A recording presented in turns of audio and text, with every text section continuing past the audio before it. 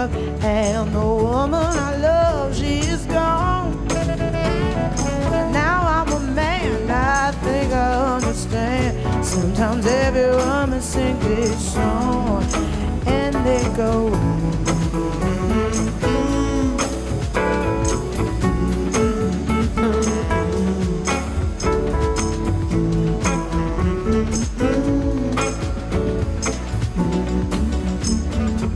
Please welcome Mayor of Scranton, Pennsylvania, USA, Paige Cognetti, Mayor of Jackson, Mississippi, USA, Chokwe Lumumba, Member of the President's Export Council at the United States White House, Keisha Lance Bottoms, in conversation with Emma Bloomberg, Senior Lecturer in Public Policy and Management at Harvard Kennedy School, Jorrit Jong.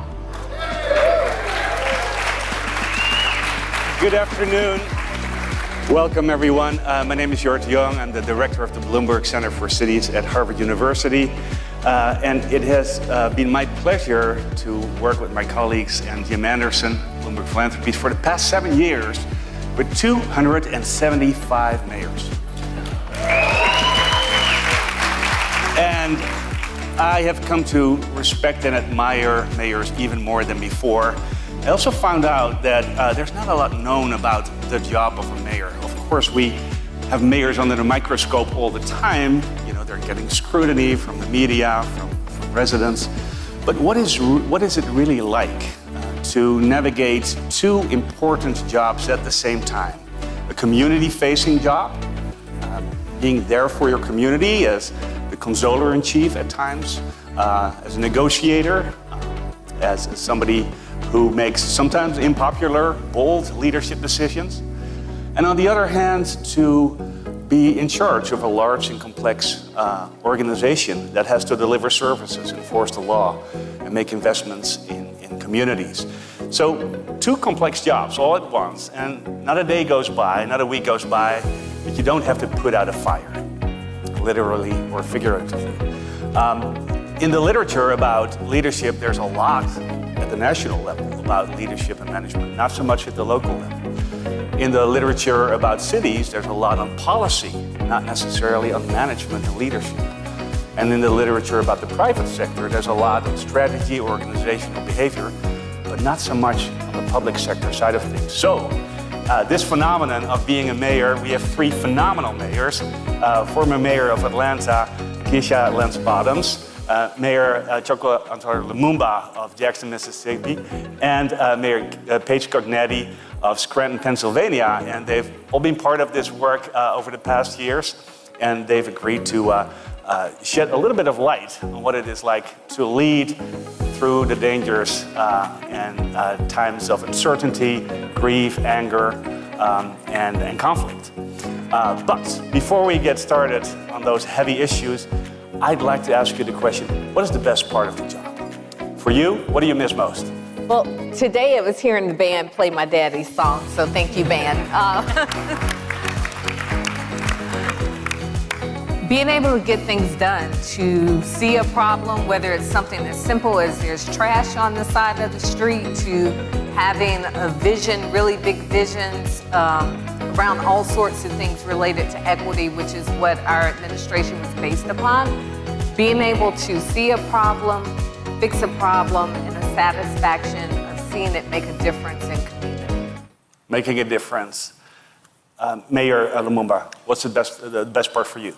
Yeah, so, I would share a lot of the same sentiments that Mayor Lance Bottoms shared, but, I think as mayors, we are inherent problem solvers. That's what my wife always refers to me as, so much so that she says that I give speeches in my sleep, right? I'm constantly thinking about how to solve a problem and to see, people who often are in what I refer to as a state of a cycle of humiliation. And to find solutions to how we end that suffering and restore dignity to people is, seeing that moment that problem is solved, gets you from the in between difficult times that you experience. Thank you. Yeah. Mayor Cognetti. For me, it's talking with kids whenever I get to visit a preschool or elementary school or a college, a high school, I love that idea that even if just one kid one time takes from me some nugget of inspiration, some hope that they can be a public servant someday or a leader someday, that a mayor can look like me and be like me, doesn't have to be what all the mayors before me looked like. If I can just do that once, that makes a difference. And I think with those visits, I think it's probably been more than once. And that excitement when a child meets you and you pay attention to them and they just light up, there's really nothing like it. Thank you so much. That's what keeps you going. Let's focus on some of the harder times. In June 2020, Rayshard Brooks was killed by the police in Atlanta, only 3 weeks after George Floyd was murdered. It was a very difficult time for you as a mayor of Atlanta to keep the community together, to deal with the anger, the grief. And what was it like for you to navigate the different constituencies, the different expectations that people had from you at the time?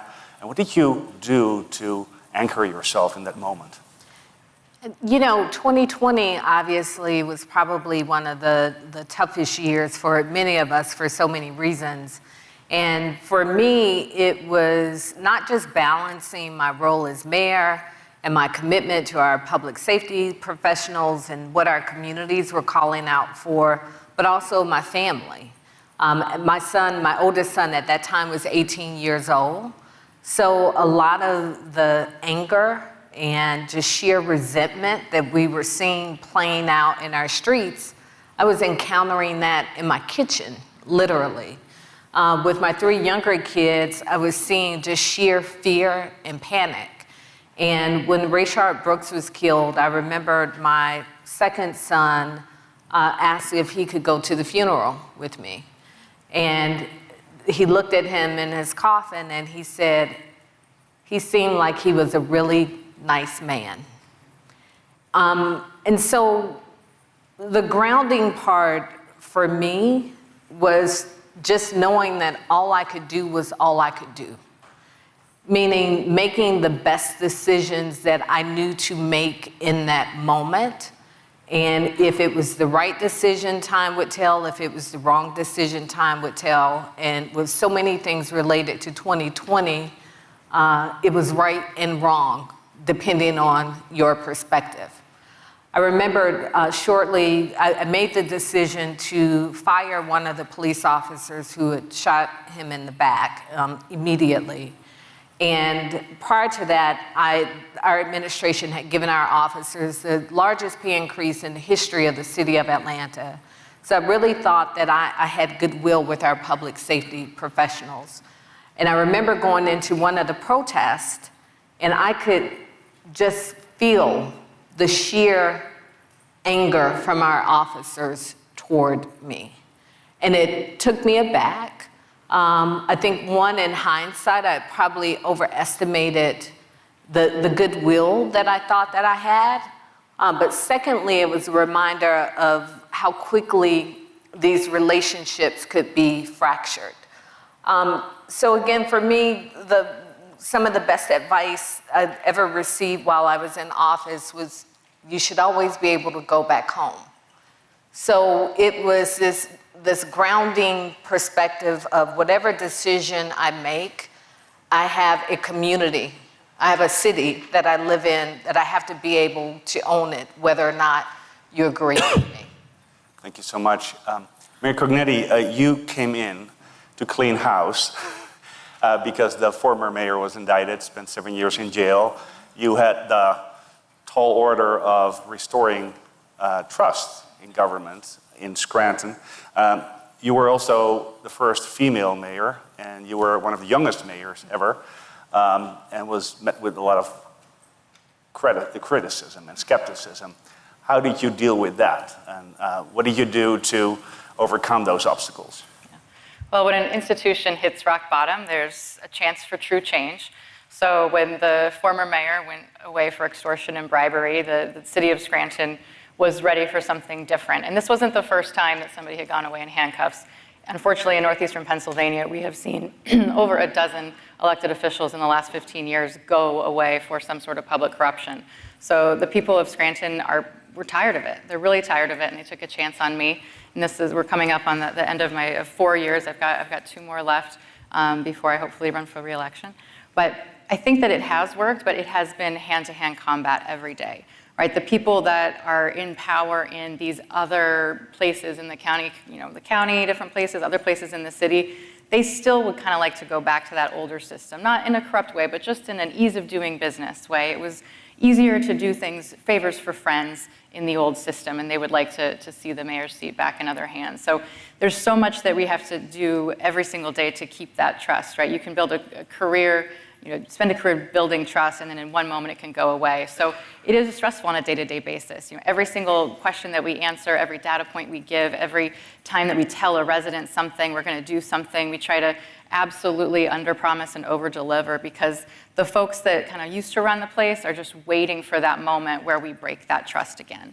So we work really, really hard to do it. And for me, I just make sure that I don't let the noise get to me. I never go on Facebook. That's the most important thing.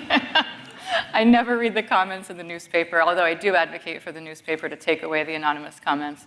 But you just have to find those ways to let the noise slip away. And it's hard. It is not easy. But you just have to do that and keep fighting, because it is so worth it. And people so badly want it to work, right? They want good government. They want you to be the right person for the job. They want things to work well. But it's a struggle every day. Thank you. Mayor Lumumba, you said one of your drivers is to end suffering. Your community suffered and is still suffering through a clean water crisis. And you've been embattled by the state. You've been embattled by your city council over a garbage collection conflict. It hasn't been easy.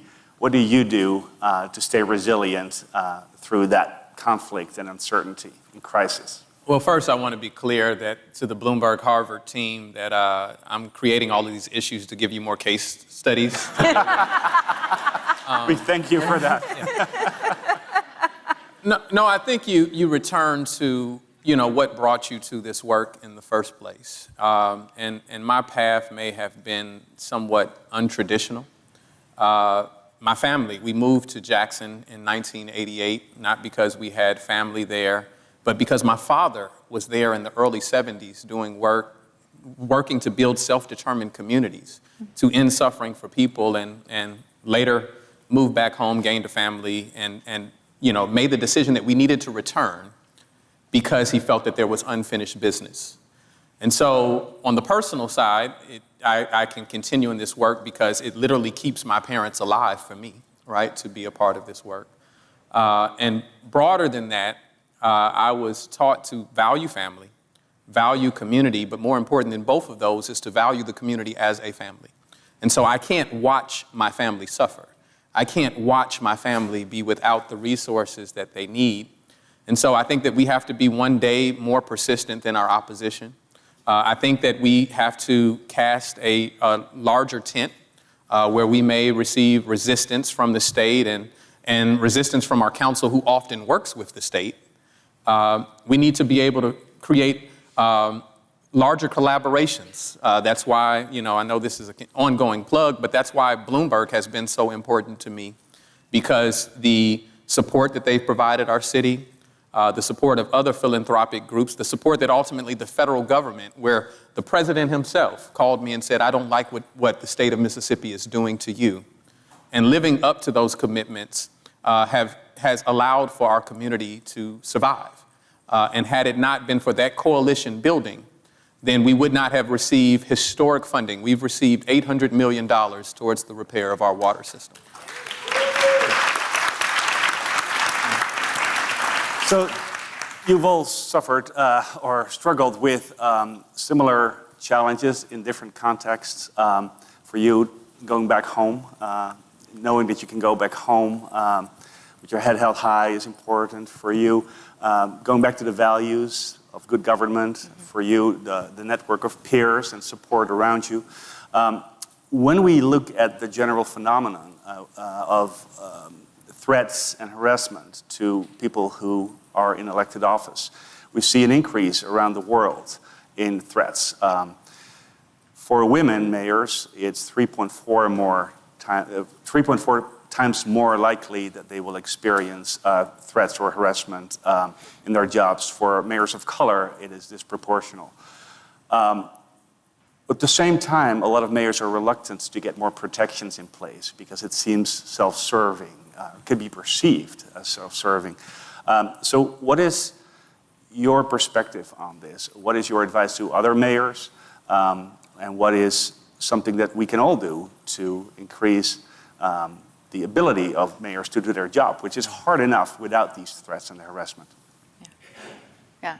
I think you have to be real with people about what it's like, not just to aspiring office holders, but to everyone. You have to be authentic and tell the story that it can be hard and admit that, right? Sometimes they want, the people elect you and they want you to somehow be the public humble servant and at the same time this rock star local celebrity, right? They want you to be this hardened executive, but also be able to console people in their darkest time, right? It's impossible to be those things perfectly simultaneously all the time, just like, saviors and scapegoats, the concept, right?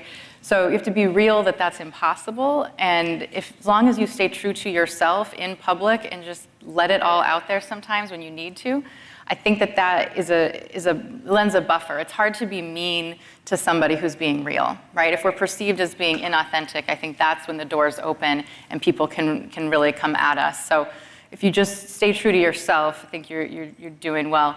But again, I keep a little note in my wallet. It's Michelle Obama's, when they go low, we go high. Sometimes I literally take it out and just take a moment and I center myself and then I go back into the city council room and I just, stay cool. Don't let them get to me because that's, once you kind of get in the mud, that's when attacks can get even worse.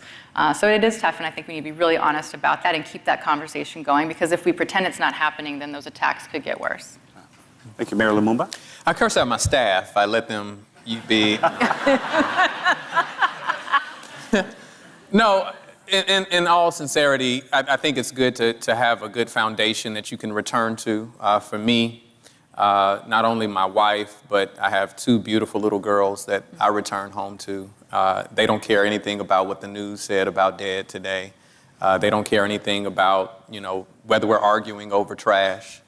And so that's a moment to reset for me. But I do think it's important that as mayors, we take threats seriously.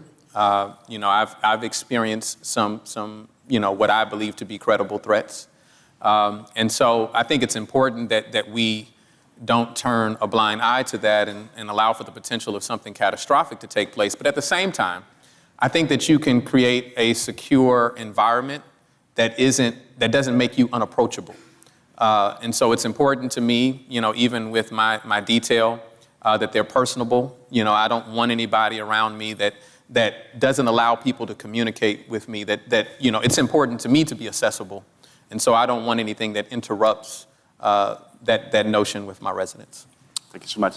Yeah, I think it's absolutely necessary. And I had the good fortune that when I came into office, the budget was already in place for executive protection, but I received the threats. I still get threats and the sexually explicit messages on my social media channels. And I remember going out for a walk early one morning, and your executive protection teams are well-meaning. At one point around 2020, they would follow me on my walks, which completely defeated the purpose of my going on my walks.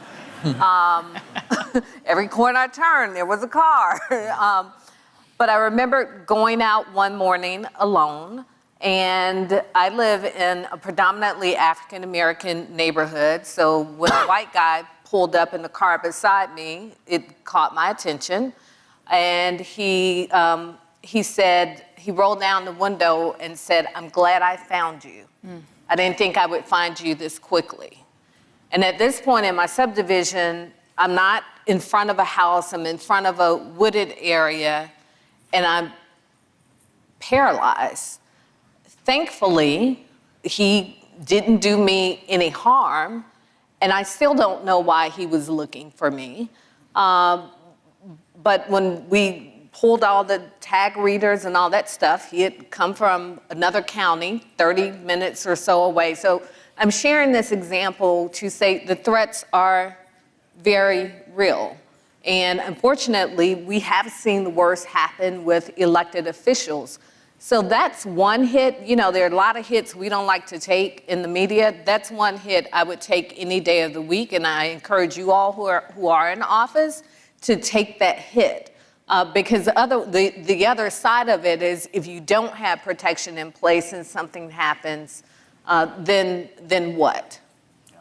So thank you for that. I want to go back for a final question to Mayor Cognetti, who said, I want children to see themselves in me and see themselves in my role. Given how hard the job is, what would you tell the next generation of leaders? Why is it worth the sacrifice? Well, hopefully by the time the next generation is there, it's more normal for mayors to look like us on the panel everywhere across the country. So the more that we're there, the more that we lead in whether it's in public service or other sectors, the more that people see themselves in not just their leaders, but in the police officers that help them in the crisis, the firefighters that come to help them when something goes wrong. The more that we do that, the more normal it will be, and hopefully it's better for that generation. Thank you. Yeah, I think that I would tell them that the reason we struggle is for the benefit of living struggle-free lives. And it's important that you understand that that's what the aim is. I would also return to the personal for me again, just to paint the picture. You know, my father was mayor and served for 8 months before he passed. And the admiration and the appreciation that people had for him after a very long funeral service, as we were leaving the convention center to the grave, it created a parade that was not planned. People literally came out of their houses, put up their fist in support and love, and had campaign shirts that we didn't know that they had all along the very long route to the gravesite. And so for me, the name that I have would never allow me to dishonor or disrespect my people. Thank you. Mayor. There's this old gospel song, I don't believe he brought me this far to leave me. No one ever said the road would be easy. And that's what I would tell young people. We exist because of sacrifices that have been made, whether it's from the civil rights movement or generations before us. Everybody did something that made it possible for us to exist and for us to live the lives that we live. And it's incumbent upon our generation and generations not yet born to do the same. It's not going to be easy. There are going to be a lot of rough days. But as my grandmother used to say, you know, my good days outweigh my bad days, and I won't complain. Thank you. May I ask you to thank the mayors here?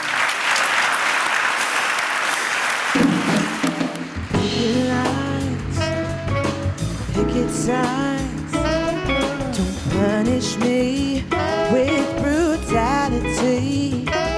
You better talk to me so you can see what's going on, what's going on, what's going on, what's going on. And now, writer Jeff Goodell, City Council Leader of Glasgow, Scotland, Susan Aitken, with Senior Correspondent at Time, Justin Worland.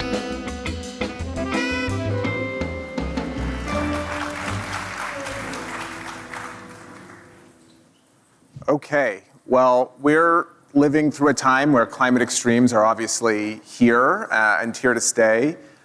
I actually want to cue the poll on this topic right now so we can see the results. We have 42% of you who say that extreme heat is the biggest threat facing your city, 39% flooding, smaller numbers for fire and drought, which is, I guess, not so surprising. So using these results as a jumping off point, I want to ask each of you your sense of where city leaders are in the journey to understanding the threat that climate change poses to their city. Obviously, things have changed a lot in the last decade or so. So we'll start with you, Susan, and then we'll go to Jeff. So in my experience, city leaders are really, really clued up about the threat of climate change to their cities. In fact, it is city leaders who are leading, often on the understanding of the impact of whether it is extreme heat or flooding on their citizens and their places, because city leaders are closest to their citizens, their places, their neighbourhoods, their needs, the challenges that they face. The difference, I think, and perhaps the gap that we still have to cross is that city leaders don't necessarily feel empowered or resourced enough to be able to respond to the knowledge and the understanding, and often the sense of urgency that they feel about what's happening to their cities. I come from a city that actually has very moderate weather by and large. We haven't, on the whole, suffered from climate extremes, but right now, less than 100 miles north of my city, there's a part of the northeast of Scotland where people have had to be evacuated from their homes, where schools are closed, where there's a stay-at-home warning because of unprecedented winds and rainfall. This in a country which really has never experienced climate extremes. So it is coming to us. We're experiencing more and more heavy rainfall and more flooding impact, and rapidly realising this is something that we are going to have to respond to, hopefully before it gets to the point where it actually endangers the lives and livelihoods of our citizens.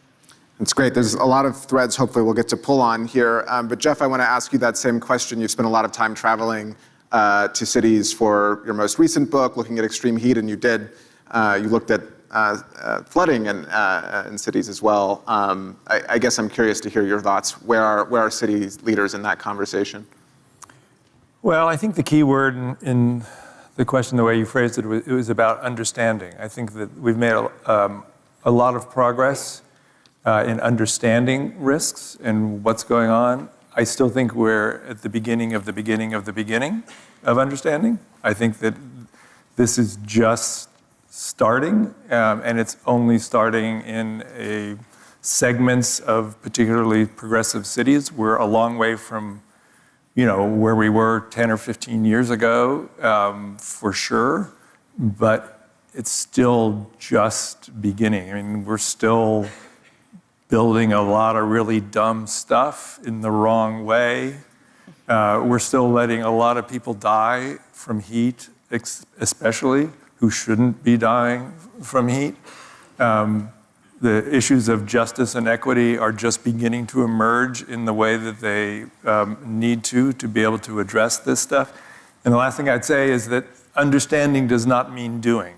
There's a lot of action plans and a lot of talk like this and a lot of consciousness, but when it comes to actually building stuff, actually doing things differently, there's still a lot of roadblocks. And cities can do a lot on their own, but they also need a lot of help. And that remains an enormous problem.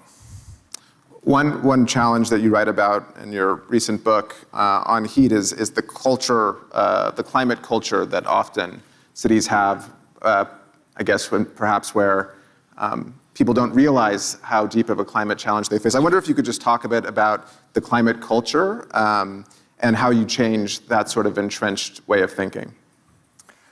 Well, I think one of the big challenges broadly is that, we built cities for a climate that doesn't exist anymore. And the implications of that, are very deep and very profound and cannot be kind of digested and fixed, in a few years. I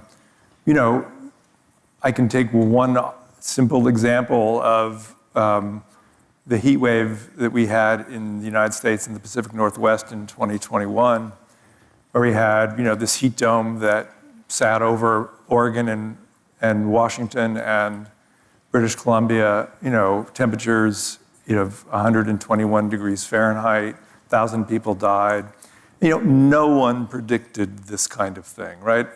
Whenever I give a talk, first question everybody wants to know is, where shall I move? Where shall I go? Where is safe? Where's the safe place? And of course, there is no safe place. It affects everybody. Every city is vulnerable in its own way. There is no kind of geographical escape from climate change. But there are better and worse places. And I would always point out the Pacific Northwest is kind of a good place, and yet it got hit with this terrible heat wave. And people were not prepared for it. No one expected it. There's very little air conditioning there.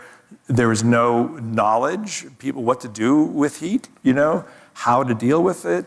Do I take aspirin? What do I do, Do I go to the doctor and get a shot? Can I get a heat vaccine? People are really dumb. And I don't mean that in a bad way. I was really dumb before I started my book about how to deal with these kinds of things. And because of the way our climate is changing, we're getting these kinds of extreme events in places and in ways that we don't expect and we can't really predict. We have really good ideas about where the climate will go in long-term model projections and things, but when it comes to these kinds of extreme events, when and where and how long and how big, that's much more complicated. Susan, do you find that in Glasgow? Seems like Glasgow might be a safe place, but maybe there are some of those effects we were talking about earlier that are actually quite pressing. Do you find that it's hard to break through a culture where people don't see those problems in Glasgow? It is, although I think that is starting to change. I think there's a broad consensus in Glasgow where people are concerned about climate change. They want to see climate action. They want governments around the world, at whatever level, to do something about the climate. But then they don't necessarily connect it back to themselves. So when we have flooding incidents in the city, which are happening more and more often, they come to me and they say, oh, it's because the council didn't clean the leaves from the gutters. We could have picked up every single last leaf and your street would still have flooded because our Victorian pre-20th century drainage system simply can't cope with that amount of rainfall in that short a space of time because it didn't happen then. And exactly as Jeff said, our city was not built for the kind of weather events that we have now. So there is still some work to do. I think we're getting there. I think actually what's happening in the northeast of Scotland right now, where thankfully at the moment no lives have been lost, but it is nonetheless shocking. These kinds of incidents more and more will bring it clarity even to people in a city like Glasgow, where we've thought for a long time this won't happen to us, it won't affect us. Whether that then translates into support for some of the more challenging and less popular actions that politicians like me are going to have to take and are already taking to address this, that's another question. There's going to have to be a lot of brave politicians out there, where I think particularly when it comes to managing issues around private car use, there's real backlash going on, real culture war stuff going on. I've already said that I'm prepared for the hill that my political career dies on to be the removal of private cars from a large part of Glasgow's city centre. But but these things can sometimes be easier said than done, and I don't blame mayors and city leaders who feel that real pressure and feel that it's difficult for them to take these really difficult major interventions which do intrude on people's lives and the way that they live now without taking enormous political risks. I want to come in on this point here. You wrote an op-ed about the backtracking in the Labour Party, the result of an issue over private car use in London. Given the political challenges at the national level in countries around the world, how do you, as a mayor, break through that? How do you get climate policy done at the city level despite those challenges? So what we are working on in Glasgow really is tooling ourselves up as a city to be able to bypass the UK government, which is backtracking as we speak on climate commitments and climate spending. to allow us as much as possible to go directly to the institutional investors, for example, who we need to talk to help us deliver these major interventions, whether it's domestic heat and energy transition to renewable sources, whether it's retrofitting our buildings, which is going to be one of the biggest challenges we face, whether it's building new sustainable transport modes. All of those, we'll need help in the city to deliver that. But we're a medium-sized city in global terms. My officials are not used to dealing with billion or multiple billion pound investments. That's a whole new area for us to get our heads around and to grow capacity. So we've made some judicious investment in the city.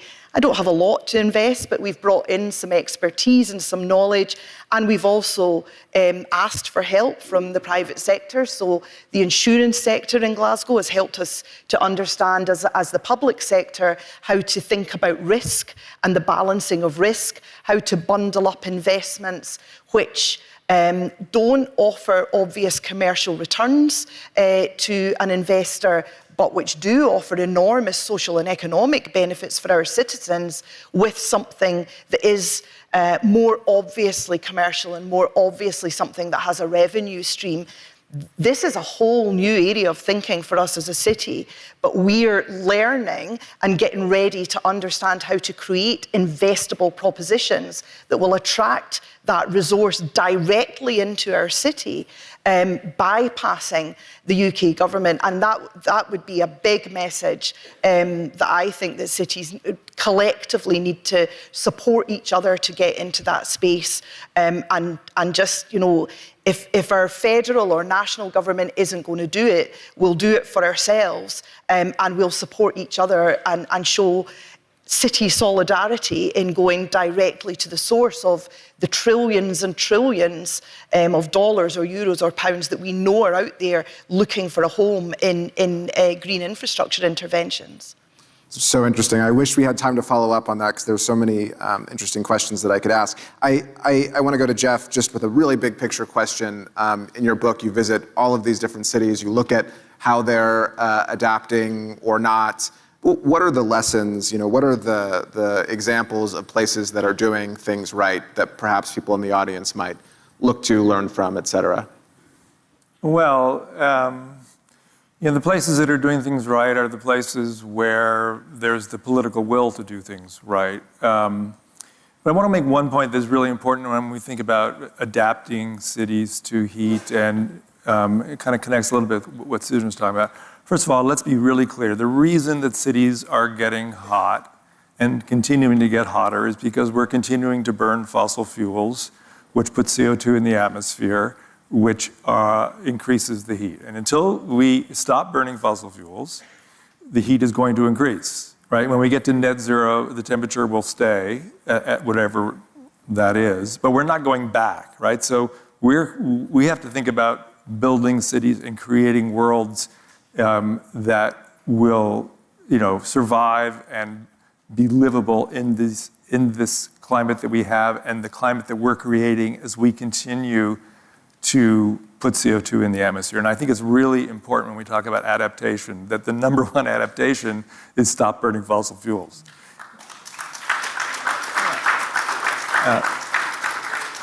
And the other thing you see in cities that are doing amazing things, Paris is one great example of a city that has strong political leadership, that is really committed to kind of reinventing itself in a very profound way.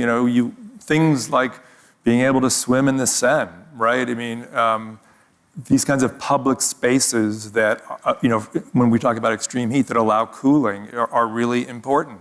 I live in Austin, Texas. We have a thing called Barton Springs, which is this giant spring-fed pool that, is jammed with people during all summer. And, in Austin this summer, it was like above 100 degrees, like 60 days or something. And you could hear the bodies sizzle as they jumped into the springs. It was so hot. But creating these kind of public spaces where everyone has access to cooling is really important. but it really does, on the, reducing carbon side, there's a lot to do, as you were pointing out, about you can make a lot of money if you can figure out a way to do a cheaper solar panel, or some guy named Elon started this electric car company, and I think he did pretty well with that, right? You can figure out ways to make money easily on the commercial side. On the adaptation side, it's much tougher. And so like you were talking about, how do you get money into a city, a place, so that you can retrofit buildings? That is not sexy and easy, right? It's like nobody gets a plaque on the wall that says, it's X billionaire, this building refitted by X billionaire. That is not like something that you can, go to a party and, be really proud of if you're that billionaire, right? So it's really hard to leverage the money, especially if you're living in a state or a country where climate is like, yeah, that's something that, we'll get to later. I think that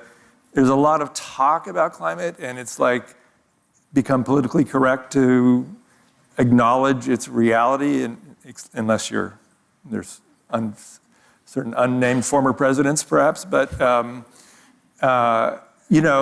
what is not acknowledged is the urgency of this. It's still seen, I think, by virtually everyone as a far-off problem, or a problem that we'll deal with in the future, and that is not really going to impact us. It's going to impact these people over here, people who are unhoused, or people that we need to think about, and as good citizens we care about. But there's not the kind of urgency yet about what's going on. And I think this summer might have helped that a little bit, but we still have a long way to go. Well, when we start talking about unnamed former presidents, I know the conversation has reached its end. But in all seriousness... It's inevitable. Inevitable, right. In all seriousness, thank you to you both. A very interesting, important conversation. Thank you. Some people want it all. I don't want nothing at all. If it ain't you, baby, if I ain't got you, baby. Some people want diamond rings. Some just want everything, but everything means nothing if I ain't got you, yeah.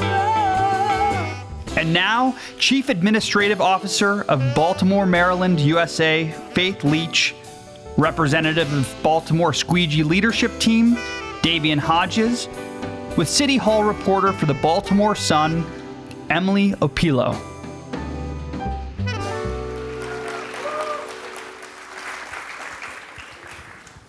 Hi there, everyone. Good afternoon. These panels are pretty quick, so I'm just going to jump right in. I'm Emily Opilo. I'm a reporter with the Baltimore Sun. I cover City Hall and government in the city. And I'm joined here today by Faith Leach, who is the city administrator for Baltimore City.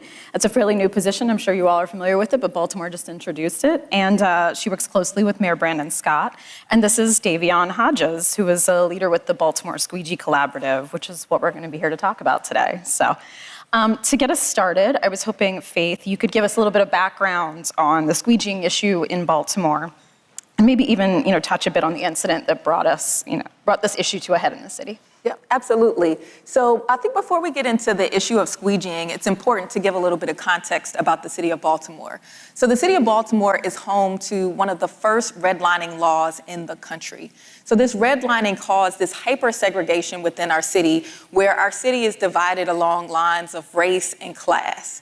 And so, of course, when you have these type of divisions and fissures in your city, it starts to manifest itself through things like health disparities, economic disparities, educational outcomes. And so out of that hyper-segregation, we saw an underground economy called squeegeeing that popped up in our city. And so this goes back to at least the 1980s. It's actually very well documented, and there are news stories from the 1980s of where Baltimore was trying to address this issue of young, predominantly African-American men who would enter highways and intersections and wash windshields in order to make money. And so this economy has been a part of Baltimore's history for decades, for over 40 years. And so as Emily alluded to, back in July of 2022, there was an incident between a group of squeegee workers and a motorist. And that incident did result in the loss of life. And so in the days following that incident, Mayor Scott actually pulled together a cross-section of community leaders, squeegee workers themselves, business leaders, and really tasked that group with coming up with a citywide solution, not his solution, not one that was led by the mayor or one that was led by government. This was about bringing the entire city together to really look at the root cause of what drives young people to corners, and that's where the Squeegee Collaborative was born. Right, and as Faith mentioned, we did have that incident in July. Just that sort of gives you an idea of how tensions have run high for years around the practice of squeegeeing in Baltimore. A motorist swung a bat at some squeegee workers and unfortunately was shot. And but as a result of that, a lot of difficult and sometimes uncomfortable, but productive discussions were had. So Faith, could you sort of talk us through the genesis of the Squeegee Collaborative and how the city went about figuring out who should be a part of those discussions? Yep, absolutely. So we actually, I think it was July 14th, when we all convened for our first of what would become weekly conversations. It took us 4 months, and we met every single week for 4 months. We had over 100 participants that came together around this issue. And when I say this was the city of Baltimore coming together, we had our police commissioner that attended every single meeting. We had the CEO of Care First that attended this meeting. Under Armour would host us every single week. PNC Bank, right? We had nonprofit organizations that were active. So Joe Jones from the Center for Urban Families and John Brothers from T. Rowe Price, who you see in the photos, they were the co-chairs of this collaborative. So these are people who are very, very busy, but they committed their times to be a part of this conversation and to be a part of this work. And much like Emily said, very early on, we told all of the participants that this was going to be hard and that we were going to have very difficult conversations about what brought our community here. And it would teach us a lot about ourselves and our city. But in order to get on the other side, we had to have those conversations. And so we had conversations about what it would look like to do enforcement. We also had advocates and activists that were a part of the conversation, right? And so there was a negotiation that went on for months between different parts of the community where everyone shared their perspective, including those young people who were directly impacted. So they were the core of our group. We centered their lived experiences, and the broader community learned so much about our young people. They learned about the beauty of their story, but also the real trauma that they faced every single day, right? And it really just taught us about how to solve this problem, one, by seeing each other in a way that we had not seen each other by just driving down the street and having young people accost you. We learned a lot about each other, moving past kind of what brought us there. So it was a really incredible process, and I was really proud to be a part of it with folks like Davion, who were able to share their experiences with so many people across the city. And as Faith mentioned, a lot of city youth were invited to be a part of this process, particularly people who had participated in squeegeeing as a means of employment. Davion was one of them. And you were asked to, Davion, you were asked to sort of come up with your own list of recommendations, is my understanding, as part of the collaborative. So how do you think the ultimate plan was shaped by those of you who had that lived experience squeegeeing? And do you think that it helped the people who were squeegeeing to have more buy-in in the plan, knowing that many of you were involved in coming up with it? I feel as though the plan actually made as though with the squeegee workers and the city workers being together, it kind of made it more real, other than it being just thrown out there, like ideas just thrown out there instead of really knowing what people going through every day or like what their lives is like. So now it's like you get a picture of what they're going through, how they basically survive every day, how they get their money, how they get back and forth to the center to work, just to looking for help basically. And like, it just give you the real basically. That's all I can say. It just give you the real about where people from, what they come through, what they gotta go through every day, and you get to learn them from that. And just like she says, you get to see the beauty in the kids as well. And you get to see that they're not just squeegee workers. They're really young entrepreneurs that want to do better in life. And yeah, that's about it, I could say.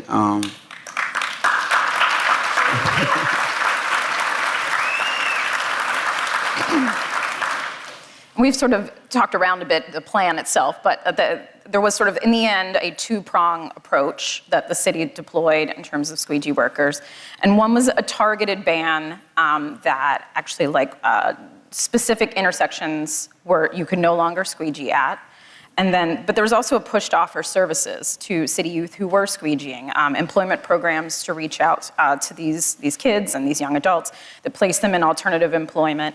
I interviewed a really compelling young man who now cleans streets for the Downtown Partnership after spending years, squeegeeing to support his terminally ill mother. There are some really amazing stories that these kids have to tell. Other squeegee workers are being offered, social wraparound supports like financial literacy classes, mental health supports, transportation subsidies to help them get to work. So, Faith, can you talk a little bit about the results of the plan, and also why do you think it's been different from previous attempts by other mayors to tackle this issue? Because there have been plenty in the past. Yep. So I think the one thing that allows this plan to stand apart from other iterations of this work is that we were data-driven. And so what you see on the screen are our disallowed zones. And so to come up with these disallowed zones, we actually looked at traffic patterns. We looked at calls for service that were happening in this area. And this is where we decided to really hone in and focus our attention. And so what we've been able to see since we've actually implemented these disallowed zones, January the 10th, was when we started to do the implementation. We've seen an 83% decline in calls for service for squeegee activity. And we've seen over 40 young people that have been connected with employment due to our efforts. We've been connecting young people back to school. A number of these young people were disconnected from school and or work, and back to school as well. We actually look at data every single week. So we have a website that you can go and you can see all of our data reports. We look at calls for service by week. We look at calls for service by hour. We look at, we have a heat map where we can see how activity might be moving from a disallowed zone to another intersection. And so this is a very intentional approach that is driven by the data. The other thing that I think is very important here is that we not only provided services, we did also do enforcement.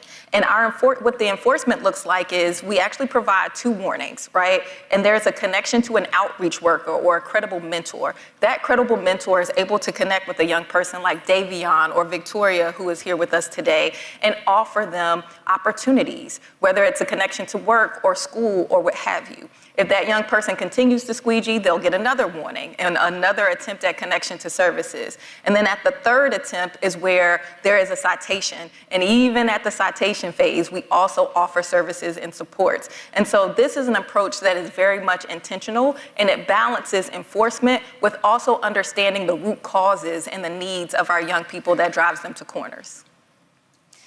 And, sort of finally, you mentioned that the reports of complaints of squeegeeing have gone down, but the practice is not entirely eradicated in the city. If you drive around the city, you'll still find some squeegee workers, but it's noticeable they're not on as many on the banned intersections or places where we traditionally would find them.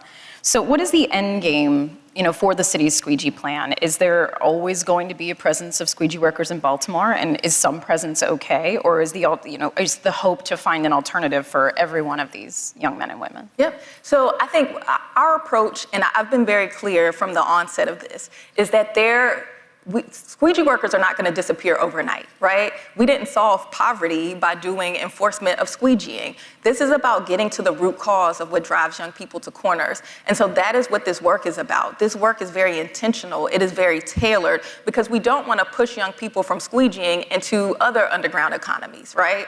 And so that is why we have our outreach team that is very much intentional about working with young people, finding out their why, getting to the root cause of what their challenges are, and then connecting them to the right opportunity for them. And so our hope is that over time, the economy will dry up. right? We've already seen the economy dry up in some of these core intersections across our city. But the hope is not to dry the economy up and not provide an alternative. We have to have an alternative in place. And that is what we're doing by connecting young people to work and training and paid opportunities as well as education. And so our hope is over time, this will no longer be a practice in our city, but we're going to be thoughtful in our approach and intentional in our approach. Well, thank you so much for your time, Davion and Faith. It was a pleasure. Thank you.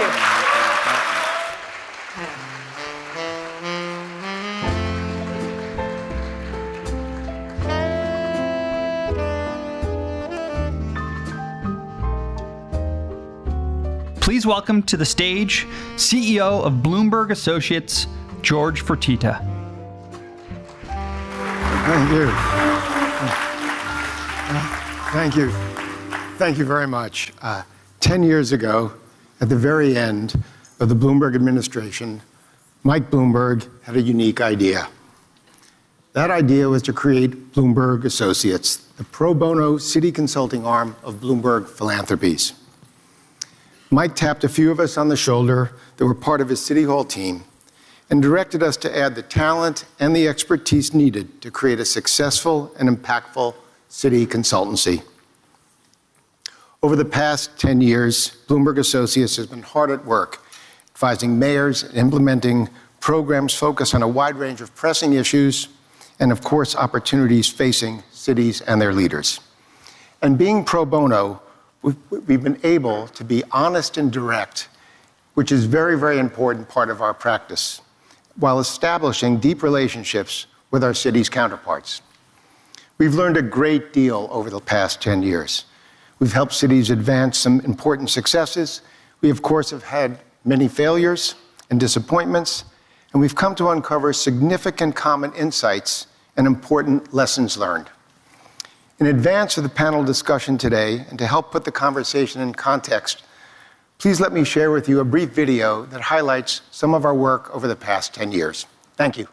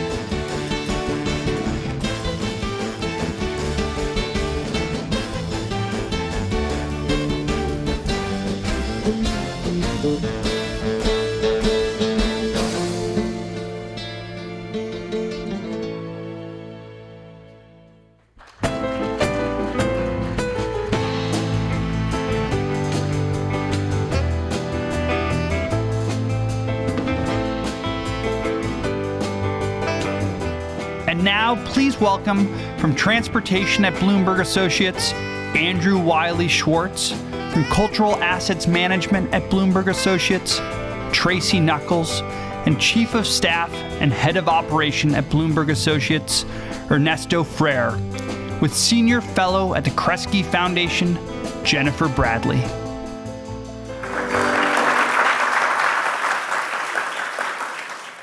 Thanks, everybody, for that warm welcome. I am delighted to be here to talk about, as George said, what's been the learning over the last decade of Bloomberg Associates. And one of the things that I think is so interesting about their work is how they help mayors and mayoral administrations hold the several tensions that I think mayors are subjected to. One that comes immediately to mind is each mayor wants desperately to learn from other mayors, how have they solved this problem? How do they address this common challenge? But mayors also feel that their own situation is really very specific. They have particular relationships with higher level governments or with their city council or with the certain politics of the realm. And so I am excited to hear how Bloomberg Associates has helped cities kind of thread that particular needle. And the first thing I want to talk about is setting priorities, right? Every mayor comes into office with a huge appetite, a big agenda. They come to conferences like CityLab. They talk to folks like my colleagues at Kresge, and they think, there's so many amazing things that I'm called to do, and they can't do it all. So Tracey, how do you help mayors sort of prioritize?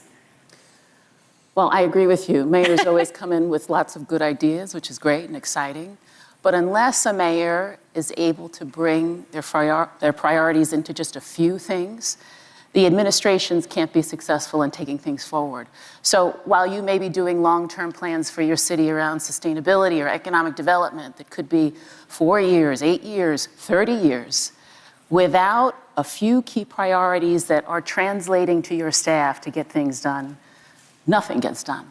So for instance, when we worked in Los Angeles, one of our very early engagements, then Mayor Garcetti was able to bring key priorities in the areas of transportation and arts and culture, which is my bailiwick, to bring the things about livability, sustainability, a prosperous city, a well-run city, and making those agencies bring forth strategic plans that could be 18, 24 months to get things done so that citizens in that city could see those things come to fruition within the first part of his first term.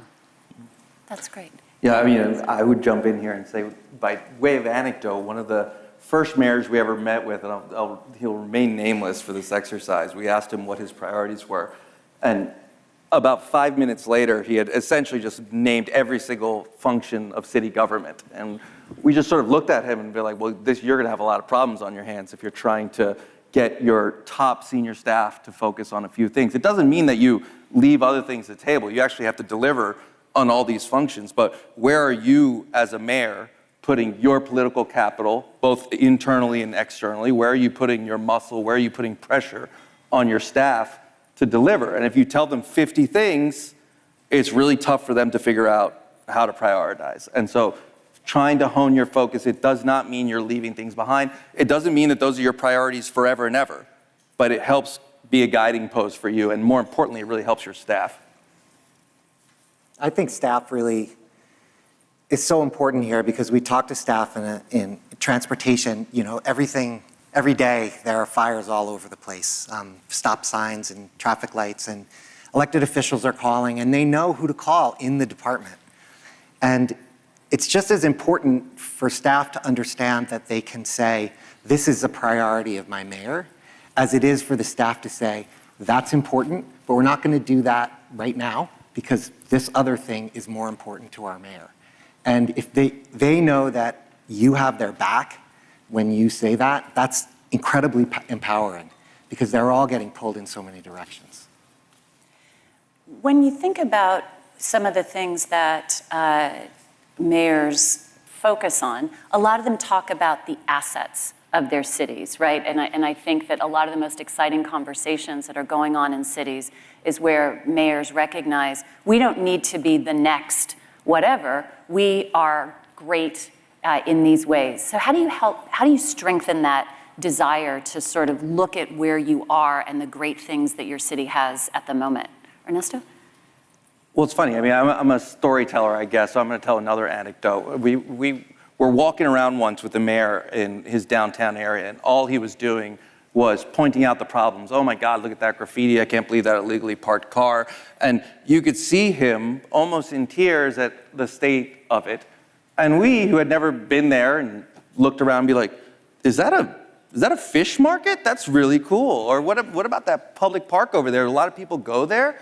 And he's like, well, yeah, that's a big fountain. A lot of people gather there. We're like, these are assets that you should be selling. Sometimes it can take an outsider that sheds a light on that. But these are important. And I think mayors, sometimes you get so wrapped up in what is of the moment, what people are talking about, what you're seeing in the news, and frankly, the pressures of the job. I have to fix this, this, and this. There's not a lot of time to sort of catch your breath and look at the positive side of things.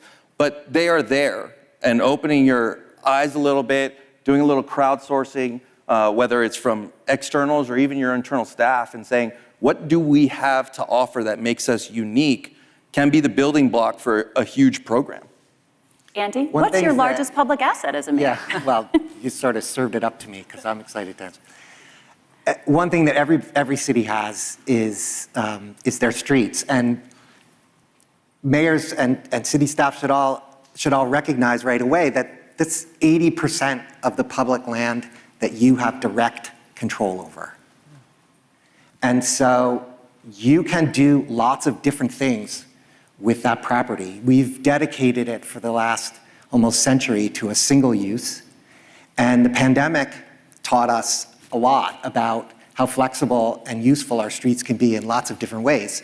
We had morgues on our streets, we had classrooms on our streets, we've had voting booths on our streets. And our streets are really flexible, and they can be used in different ways for different purposes, and they don't always have to carry cars and trucks. They do always have to provide access to a certain extent, but they can do that in lots of different ways. And so we encourage cities to look at their streets more flexibly and understand how they can be flexed to do different things and deliver a lot of economic and social benefits. Tracey, do you want to talk about, because arts are such a great force in every city for creativity and goodness. I do think some cities make this mistake of thinking they have to have major institutions to have an arts and culture sector, that we have to have a museum, that we have to have a theater, that we have to have big grand public spaces like you might have in larger cities. But sometimes what's right in front of you and what your locals know about is sort of the richest arts and culture offer that you will have, and it's just about understanding and elevating and creating a platform for that local culture to be featured. I mean, even in Athens, Greece, which I'm sure you think of as a place for antiquities and history, and maybe you've been there on vacation and it's a great tourism draw. But when we worked in Athens, we said, put the Parthenon aside for a minute. Let's talk about what else you have to offer. And it was about helping them create a network of cultural institutions that really elevated contemporary culture. What's happening in Athens now? What's been created in the last 5 to 10 years that's interesting to people, that will make Athens a destination, not just a place where you catch your plane to the islands for the weekend. So even if you're not in Athens, even if you're in a small or mid-sized city, what is rich about your city culturally? Maybe it's ethnically specific. Maybe it's about what local people eat. Maybe it's where you get your hair braided. I mean, there is really rich arts and culture in every place.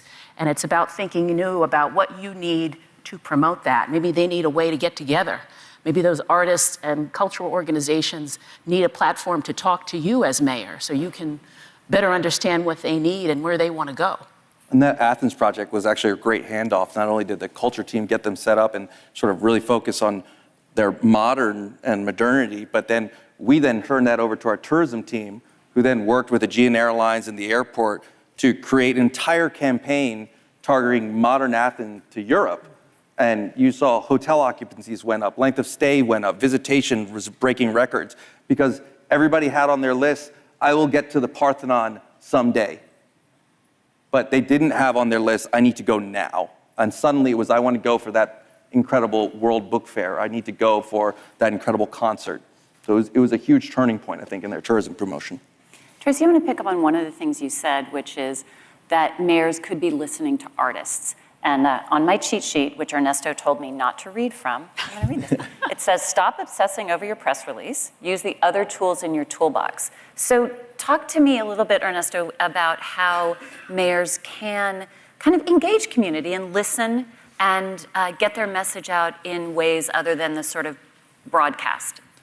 Yeah, I mean, community engagement. I think we've all sort of heard bits and pieces of it today. These guys can really dive into specific programs, but I would just say one of the things we always talk about is like, just imagine all of you guys. When's the last time you sat around the table with your friends and family and somebody said, did you read that press release that Coca-Cola put out?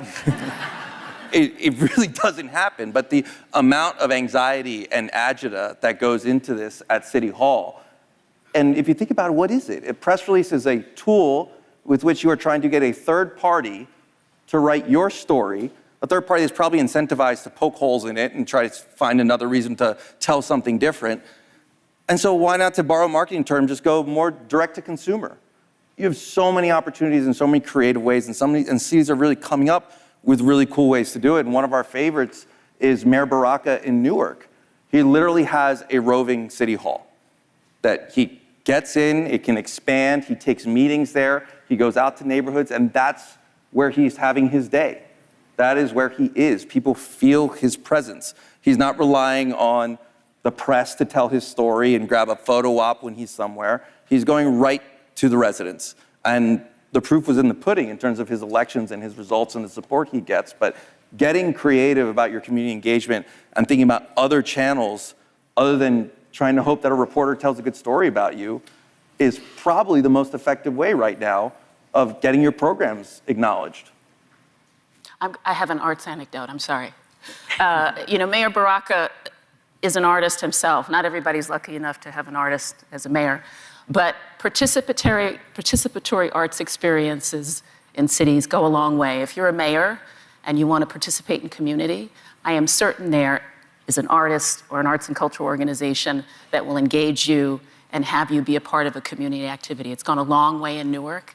And if you are meeting with your creative community, you are touching a lot of people. People that care about education, about healthcare, about community.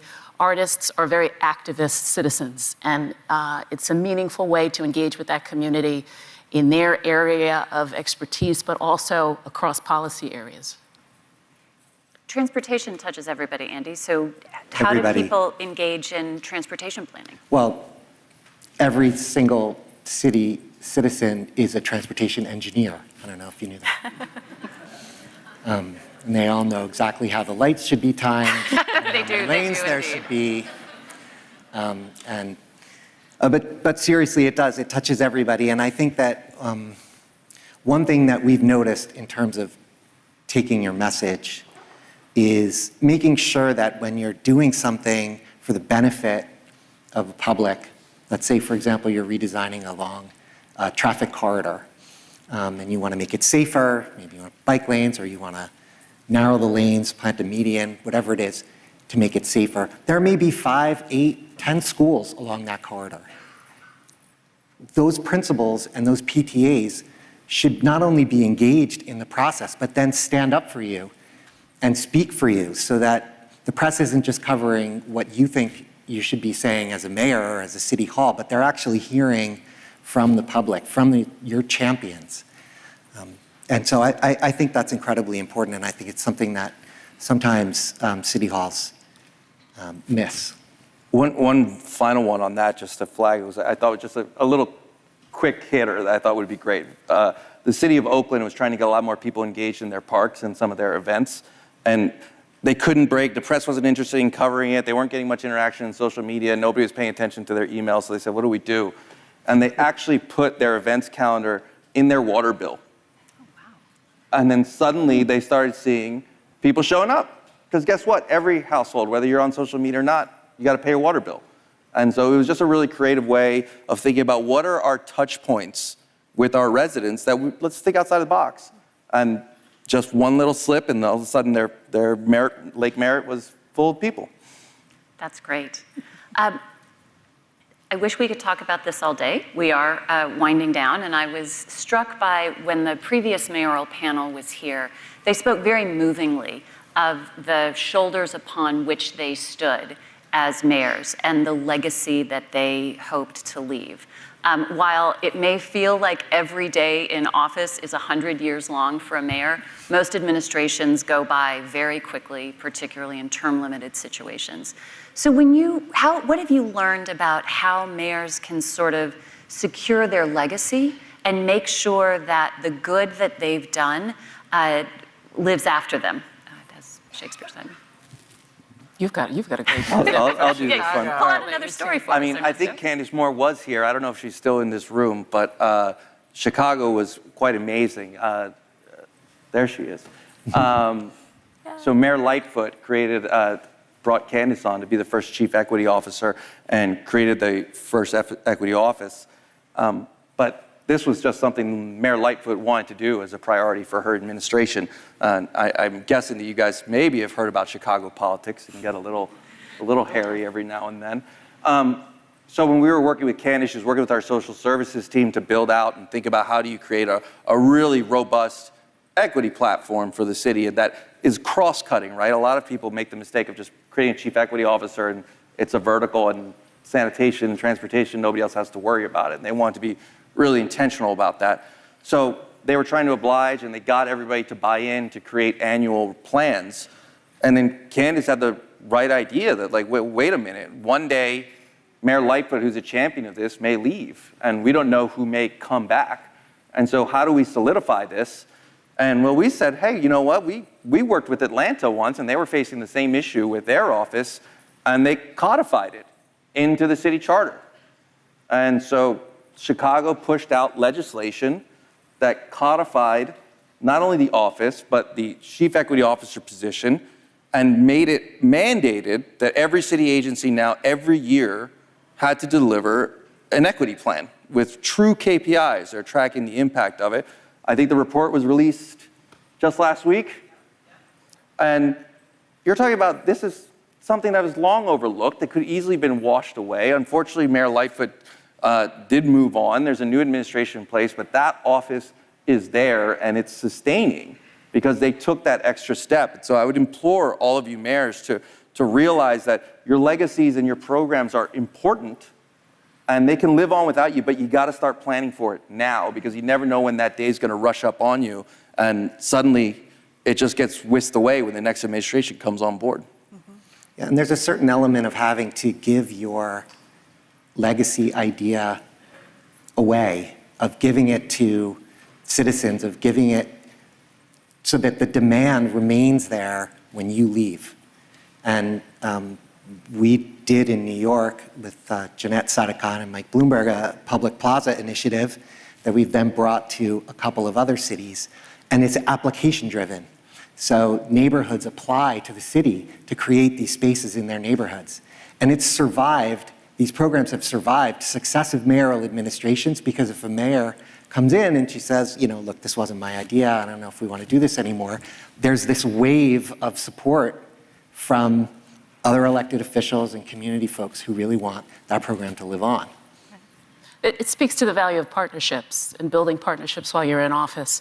I mean, Mayor Bass from LA said this morning that she inherited the Los Angeles Mayor's Fund, which we helped consult on at the beginnings of Bloomberg Associates.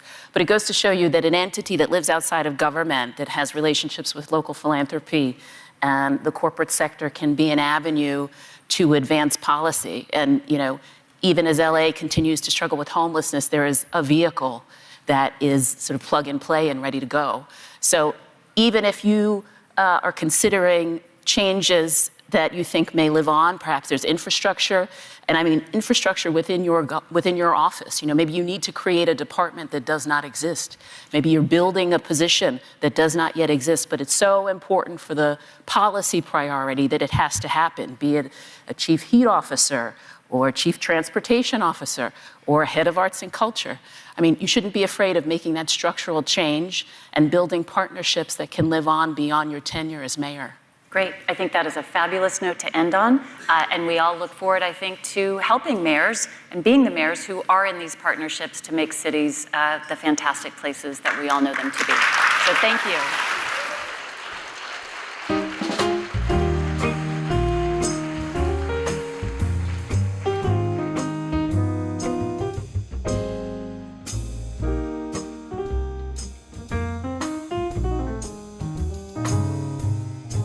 Please welcome former executive director of the American Library Association, Tracey D. Hall, and the mayor of Little Rock, Arkansas, USA, Frank Scott Jr., in conversation with host of 1A for NPR, Jen White.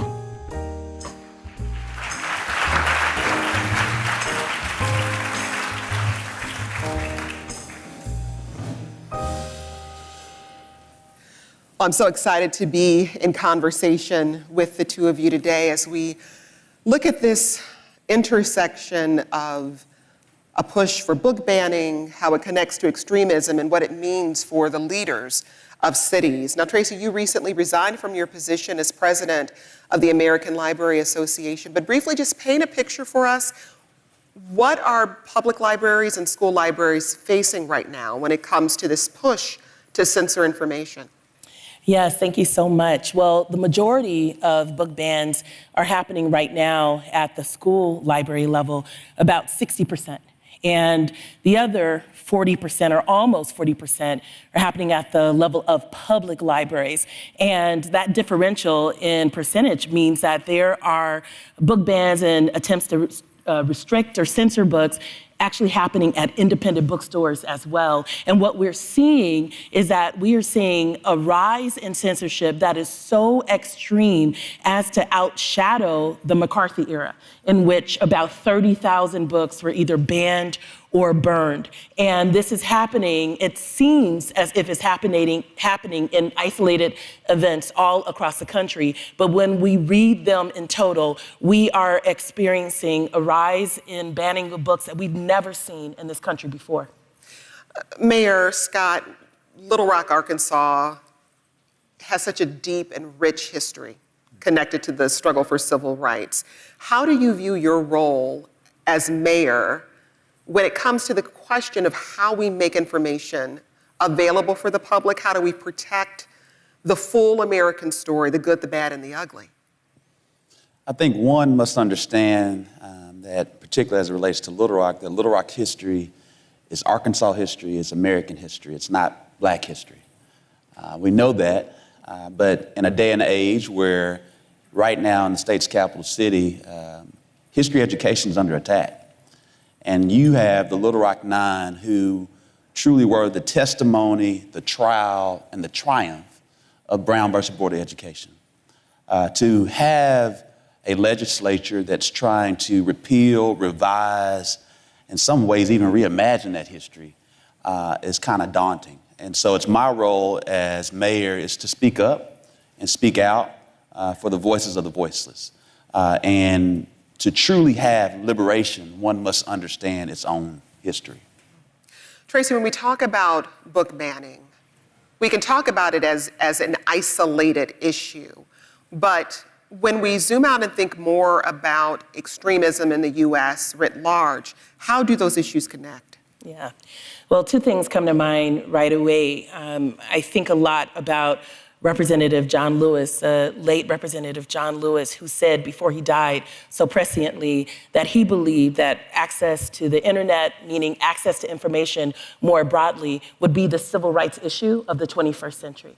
And so I do think that we have to connect the censorship of books to other attempts to challenge our foundational rights, our constitutional rights, right? So yesterday I was testifying at a congressional briefing about the connection between free speech, the freedom to read, and freedom of religion, because both, and freedom of the press, right, are all equally protected. And yet, you remember when just misinformation, that's all we had to battle? Those were the good old days, right? We are now, we're starting with disinformation. We have information segregation. And of course, I think the most pernicious form is information withdrawal, which is what censorship is. And I think the fact that we're starting to see more state-sanctioned censorship, it should be alarming to everyone. But there are some bright points. We have some cities like the city of Chicago. We have cities like Toronto that are creating book sanctuaries. We have cities like Brooklyn. We have cities like Seattle that are also making sure that access to books that are banned, that access in those libraries can be found regardless of where people are. But I do think we have to connect the erosion of access to books. We have to fight against that, but we have to connect it to other encumbrances. Mayor Scott, you signed on to the U.S. Conference of Mayors Combat Hate and Extremism. That was back in 2017. And then you renewed that commitment again this year. What shape does that commitment take in Little Rock, both in terms of the actions you're taking around extremism and potential violence, but also around protecting and telling the full story of American history? Well, I think we have to all understand, we as mayors take an oath to protect the public health, safety, and welfare of our residents. In that same vein, there are many times there are extremists that are around that are utilizing Black history, they're utilizing different things that they may have a disagreement with, however, it is history, and they utilize that as a flashpoint to create others, to galvanize, to create hate. And so we as mayors have to fight against hate. We have to combat against it, no matter what the race, what the gender, what the sexual orientation or ethnicity or culture, to ensure that we maintain peace and order, but also to maintain an understanding. Many may not know, but I'm an associate pastor. But as an associate pastor, I'm still a mayor. And so during Ramadan, I'm worshiping with my Muslim residents. During Jewish tradition, I'm focusing on that. When it's the Holy Week with Hindu, I'm there as well.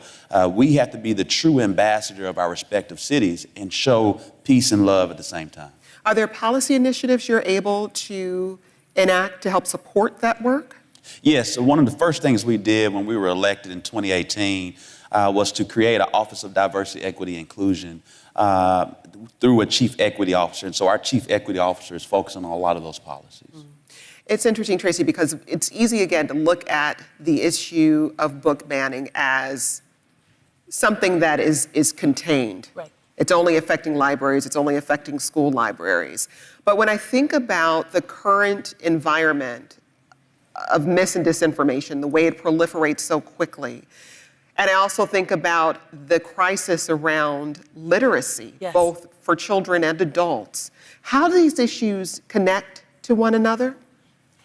That's a great question, because I do think that we are seeing similar trajectories, right? So, we're at a time now where there are, across the country, there's legislation that says that certain people can't have access to particular types of books, or that some books should be removed from libraries altogether or restricted. In the same communities, you also see rising adult low literacy. So when public libraries in particular were being built across this country, funded by Carnegie and Kellogg and Rosenwald, the reason why that was happening is because some of these chiefs of industry, these titans of industry, realized that they needed both an informed workforce so that they could have a more productive workforce, and they needed informed consumers so that they could have wealthier consumers, right? And so they began to build libraries, and they began to normalize adult literacy. Some of those cities at the turn of the 19th century, we had 2 out of 5 adults who weren't able to read past the 5th grade level. Today, guess what? We have returned.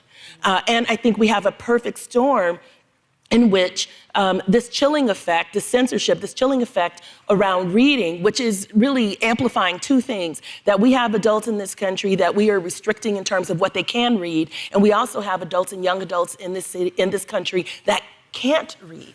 And so I do think that I like to think of them as 2 things that we have to counter. We have to fight for the right to read, and we have to make sure that everybody can exercise that right.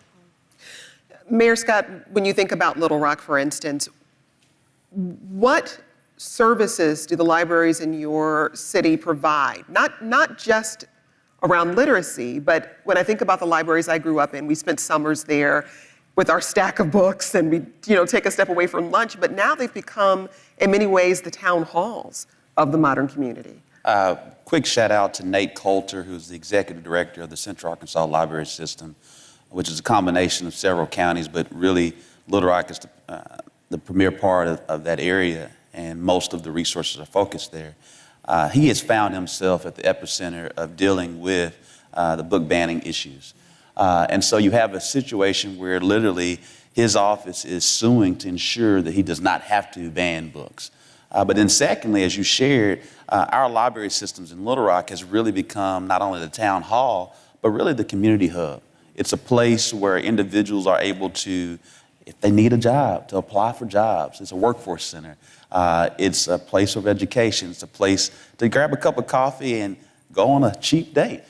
And so you guys have done it before. If you haven't been cheap before, I have. But it brings everyone on one accord, and that's what education does. You get a chance to lose yourself in a book, to go to a different country, to experience a new thing, and you can do that right there in our library system. So Tracey, what does this fight then around book banning mean for how libraries operate, whether they're able to operate at all? Yes, absolutely. Because a lot of the legislation around book banning and censorship is being closely followed by legislation to defund or eliminate public libraries. And school libraries have already taken a huge hit across this country. In fact, the wealthier the school, the more likely they are to have a librarian in a well-staffed library. The less wealthy, the less likely. And so I do think that the fight is about two things. And I want to shout out Houston Public Library and also what is now currently the only mayor's office for adult literacy. And if I can use this opportunity to say anything, I want to say that we need more offices of adult literacy across the country. That have to be, this is the call to action, I think. We have to arrest adult low literacy, or else we will find ourselves susceptible to more extremism, right? And our cities can't afford that, because we know that cities that are seen as being too extremist or behind the times, or where there's authoritarianism creeping in, are cities that cannot retain or attract talent. They're not places that people want to bring businesses. And so this is a fight for everyone. But I think the fight is to make sure, first of all, that we understand that free people must read freely. And as executive director of the American Library Association, that was a clarion call. Today, for me, the other thing, though, is to make sure that more adults and young adults can read, and to understand that libraries, as the mayor is saying, are at the epicenter of that fight.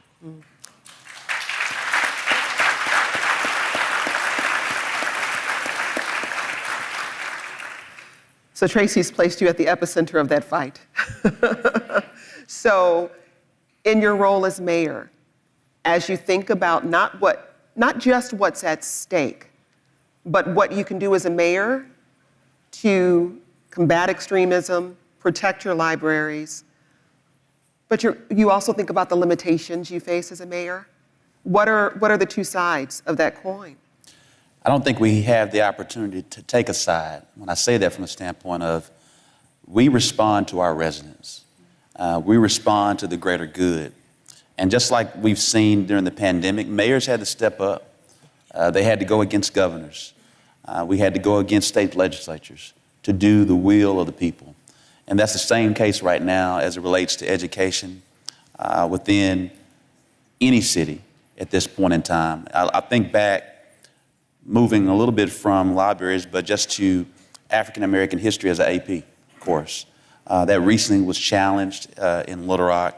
And here you have Elizabeth Eckford, who was a member of Little Rock 9, who stood up at the age of 15 to integrate and test Brown versus Board of Education to equalize education across these United States. Sadly, she had to stand up at 81 to fight to make certain that the Little Rock School District defied the state and to still offer the AP class. That's the type of side that we take, the side of right. And when you're on the right side of right, nothing else matters.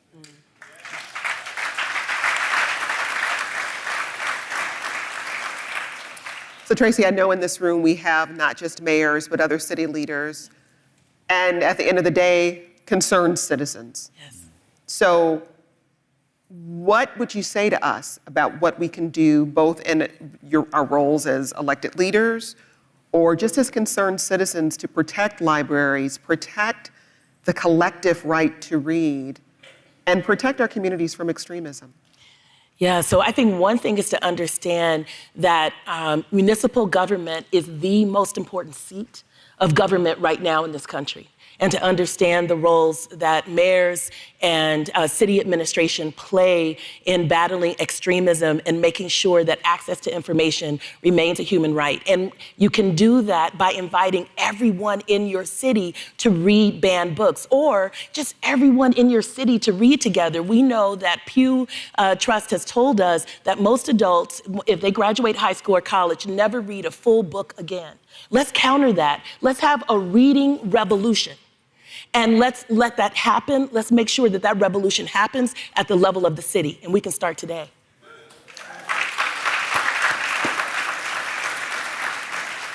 That's our time. Tracey Hall, Mayor Scott, thank you.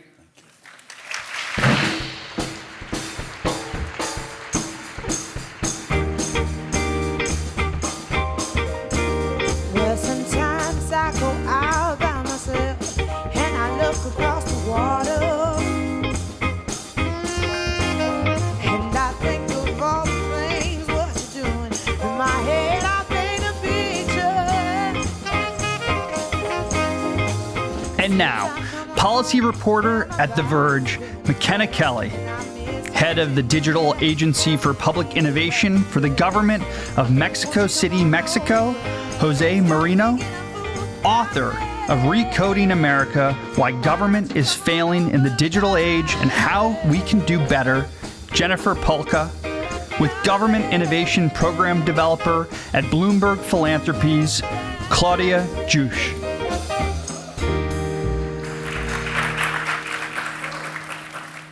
Good afternoon, everyone. We have a truly exciting conversation ahead of us. It tackles a very critical issue that will only get more important in the future. Who is setting the vision for, who is building, who is owning, who is managing the very backbone that upon our cities rely today, cities' digital ecosystems. At a time where citizens engage more and more with city services via digital channels, and resource allocations are made by looking at data-informed decision-making, the heart of the matter is who wields those tools that power those transformations. In speaking with cities, many of you have shared a common challenge. You are getting a constant influx of emails from vendors who promise to hold the key to the challenges that your city faces and those that face your residents. But the question is whether those vendor solutions genuinely align with what you need. Who knows your city and the needs of it better than you and your residents? In our session today, we explore the possibilities that emerge when cities take charge of their own digital ecosystems and tailor them to suit the specific needs of their residents. And we'll hear some possible strategies and pathways of how to achieve that. I'm starting us off with Jose Moreno, who is the head of Mexico City's Digital Public Innovation Agency. And Jose, I mean, you have been in your seat for a while. When your Mayor Scheinbaum, came into office, she really had that vision of creating a kind of a public technological ecosystem. Why was that? What has happened since? What have you built, and how is that benefiting residents? Right.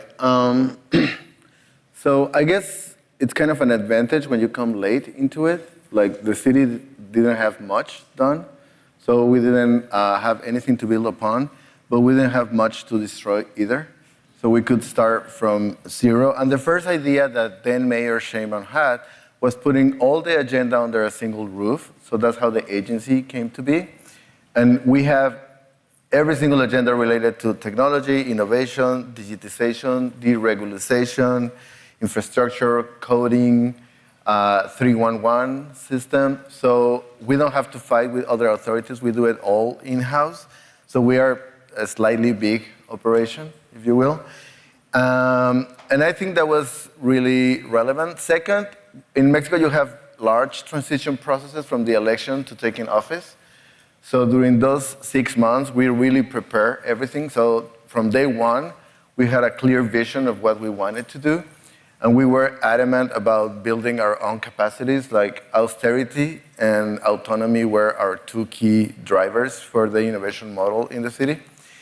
And what we've done in these almost 5 years, we have developed more than 330 products, services, digital services and products, which would have a market value of more than $100 million if we would have contracted them with private providers, vendors, that you call them. And we've done it in-house.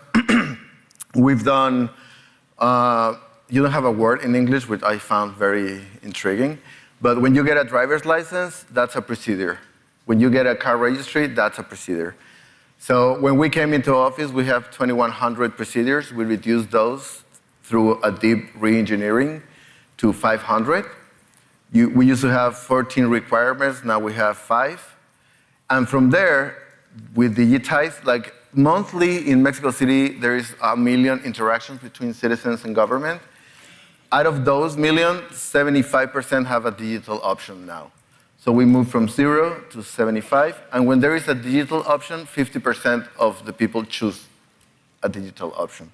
So that's a relevant one. And we started with those that have more use by lower income people in the city, so that was key in terms of the progressive vision. And really, two tools allow us to move this far and this fast. One was llave, we call it llave, which is key in English. And llave started like a single sign-on system for all government sites and procedures. And then we added services into it to integrate them. And now we are releasing next week the first version of Citizens Inbox, which has all the digital interactions of the people of the city in a single place. So I think it was clever. It's not, it's the team's effort. It's not me being brilliant. Because we really released llave very quickly, and then we scale from it. And that allows us to have a very big adoption. Right now, there is 6.1 million llaves, which would be 87% of the total adult population. When we came into government, there were more than 50 apps, because usually authorities, when in doubt, they always think of an app. I don't know why. And we built a single app for the whole services of the city. Right now, that app has 5.5 million downloads. And we built, thanks to Bloomberg, we call it a digitizing engine, which allows us to digitize procedures 90% faster than before. So that's been a key element to actually scale.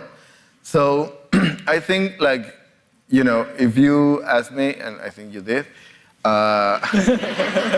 sorry, what are the key drivers of what we did? I would name 6. One is prepare before office and unify the whole agenda.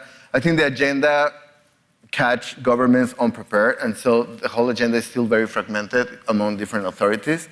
So if you can put it under a single roof, that makes sense, because the scaling capacity, it gets bigger. Then we have this model, we call it KEYS, which is keep it simple, then scale. So release very fast and then scale from there. And of course, you're going to make changes and improve things, but you have to prove your value very quickly. 3, it would be get your hands dirty. I think governments are afraid of actually engaging in the whole production process, and I understand it's tough, it's hard work, but because you have to design UX, develop, testing, and usually it's way easier when you just have a vendor who solves everything for you. But if you do it, then you're going to see the benefits right away. It's not only cheaper, it's more flexible. You are not depending on a vendor to actually make the slight changes. 4, I think, is political clout and political will. We had Mayor Sheinbaum had a vision, and she put her whole weight behind us. So it was not hard for us to bargain with other authorities. Of course, the team choosing is the hardest part, but it's also the most important part. Once you have a functional, smart, devoted CTO, you're done. And we have a brilliant guy. His name is Raul. He's somewhere over here. And he's part of the I teams with Bloomberg. So that really solves 80% of the problem. And finally, a service culture. Like, you have to understand that we are public servants in a city with a lot of necessities. We are not a high-income city. So I think that would be the 6 points that I would love to stress and leave you with. Sounds pretty brilliant to me. Makena, over to you. Your reporting on Verge really gives you a broad view of the US ecosystem. I mean, where do you see US cities meeting their ambitious technology goals, and how are they going about it, for example, when it comes to universal broadband access? Right, I'm glad you asked this question, because getting every American connected to high-speed broadband is the effort of the century. Biden likes to bring it up, the rural electrification from the early last century. And I think over the next 10 years, the administration is hoping to achieve universal connectivity. That is a really big effort. We've been trying to do that for a very long time. But after the pandemic, cities really stood up and bridged that divide, because there was a necessity there. We saw kids having their parents driving them to McDonald's to do their homework, things like that. Before I got here, I was actually at the FCC today, and they approved a new rule allowing libraries and schools to access the E-rate program in order to put Wi-Fi on school buses. And those are the really innovative, creative ways that I'm seeing some folks on the ground in cities, in municipalities, thinking creatively about these issues. Because we can talk about the software stack, which we are, and all of that, but until everyone is connected to universal broadband, it's hard to get that far. Setting that foundation is the most important part. Thanks so much, Makena. Over to you, Jen. In your book, Recording America, you make a compelling case for how to build and why building the digital capacity of federal governments is so important.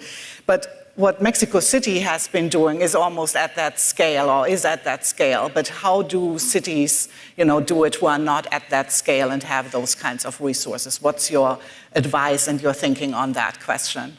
I think many cities, I think, would love to be in the position that you're in. You've achieved incredible results and by bringing it all in-house, but most cities are going to tell you they can't do that. They're actually kind of at a different end of the spectrum where they're very reliant on their vendors. And so you mentioned things like being able to make a change. They're going to the vendor for that. Sometimes they have to do, a change order or a new procurement, and sometimes that can take too long. But I think there's something that's maybe not a middle ground, but a step in the direction of, I think we called this originally digital autonomy or something. Yep. Which is, the way we procure software today is this requirements-based thing. Like get everybody possible to throw in their ideas of what the software needs to do, and then you kind of abdicate responsibility to your vendor. And 5-10 years later, you get something, and I think most of you here have had the experience of that not working. And what you've missed in that situation that isn't all the way to what Jose has is product vision and sort of the internal capabilities to do the outsourcing well. Everybody in government wants to talk about the project managers, and project managers are so important.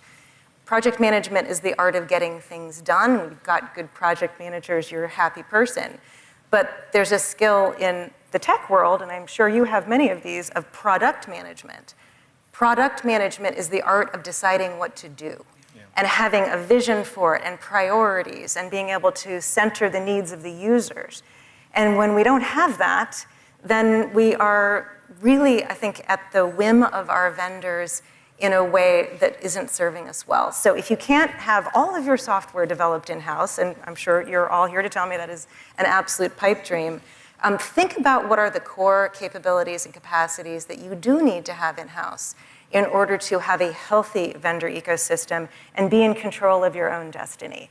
I mean, a really critical piece of that, again, is if something changes, can you change? Can your software change as fast as it needs to?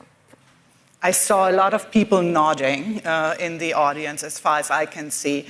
So these points definitely resonate with, I think, a lot of people in the audience. Which leads me to my last question for all of you. I mean, it sounds to me it's not an either or. It's an it's an and. And the big question then, of course, becomes when to know or how to know what to make or buy. And I think I want to start again with you, Jose. What's your advice for cities if they can't go all in like Mexico City did? Right. So we wrote a handbook. We can make it available about how the experience from Mexico City can be scaled to other cities. And in my case, I think Mexico City is not a wealthy city. I mean, we're a big city, but we're not a high-income city. So I feel like any city, state, country government that is larger, richer than us has no excuse not to do it if they choose to do it. So it's a choice not to do it. And you have to build anyway some sort of like local capacity. What we've done in Mexico, since Mexico is the highest in terms of budget, we donate all our systems, all of them. So far we have donated systems to 14 states out of 32 in Mexico and 34 cities. And really, at this point, our dream is to build a public technology repository where every government that has developed something can then put it there. And of course, it's not about only coding. It's the legal framing, it's the implementation policy. But I found it crazy that at this point, we haven't built such a repository for governments to build and share technology that is publicly funded, especially for governments who have lower capacity of purchasing. Love such a concrete idea. Thank you for that, Jose. Thank you. McKenna, what is your suggestion for cities?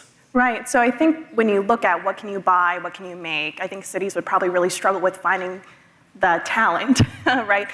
We have this issue where even the federal government has it, finding technologists who aren't working for Google, who aren't working for Meta, who want to work in the public sector.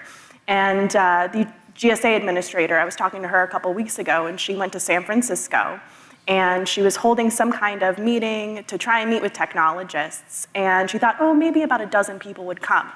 After the layoffs at Google, after the layoffs at Meta, dozens of people were there. So the appetite is really there amongst technologists to dive into this work. And the GSA, of course, has its fellowships program. So maybe I would direct you in that way. Create some kind of fellowship, to incentivize people to come and build this infrastructure for your cities. Jen, bring us home.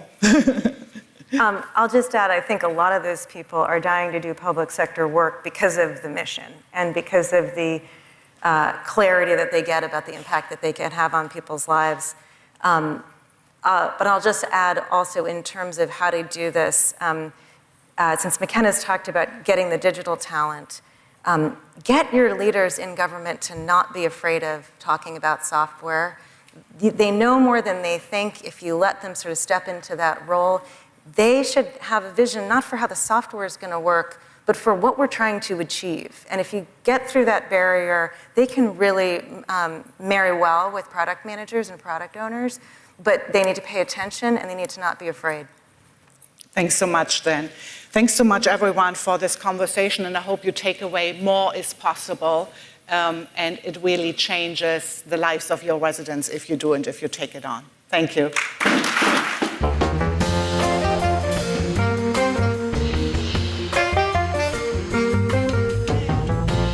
Tell you about a girl I know. She's my baby and she lives next door. Every morning when the sun comes up, she brings me coffee in my favorite cup. So I know, yes I know, hallelujah, I just love her so. Please welcome United States Special Representative for City and State Diplomacy at the U.S. Department of State, Nina Hachigian, in conversation with Editor-in-Chief of Foreign Policy, Ravi Agrawal. Thank you. Ambassador Nina Hachigian, you are the first U.S. Special Representative for City and State Diplomacy, and I think we should probably start with that. I was told that your role essentially entails subnational diplomacy. What is that? What is city-to-city diplomacy like? I will let you know. But first, I want to say thank you, to Bloomberg, for all the work that you do for cities, for having me here. Thank you to all mayors in the audiences and the people who love them. Thank you for your service to your communities. So city diplomacy, or subnational diplomacy, is when cities, counties, states, towns serve their residents by engaging internationally.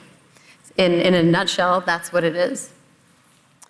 And does it fill a gap that regular sort of international diplomacy from capital to capital isn't able to accomplish? Yeah, I think so. It tends to be very practical. Mayors and governors tend to, they're looking to create jobs in their communities through trade enhancement or through foreign direct investment. They're looking to connect to places where they have diaspora communities. They want to stay in touch with places where their people are connected to. They want to learn solutions from each other. That's a really exciting part, where when you have mayors, I've seen it mostly with mayors facing similar challenges and they share their solutions, it can be a very powerful agent for change. So it's a different kind of diplomacy, but I think it's absolutely critical. One other piece of it is that mayors and governors and other local officials are working on some of our biggest global challenges. You think about climate change or pandemics or fentanyl or any of the others, they land in cities.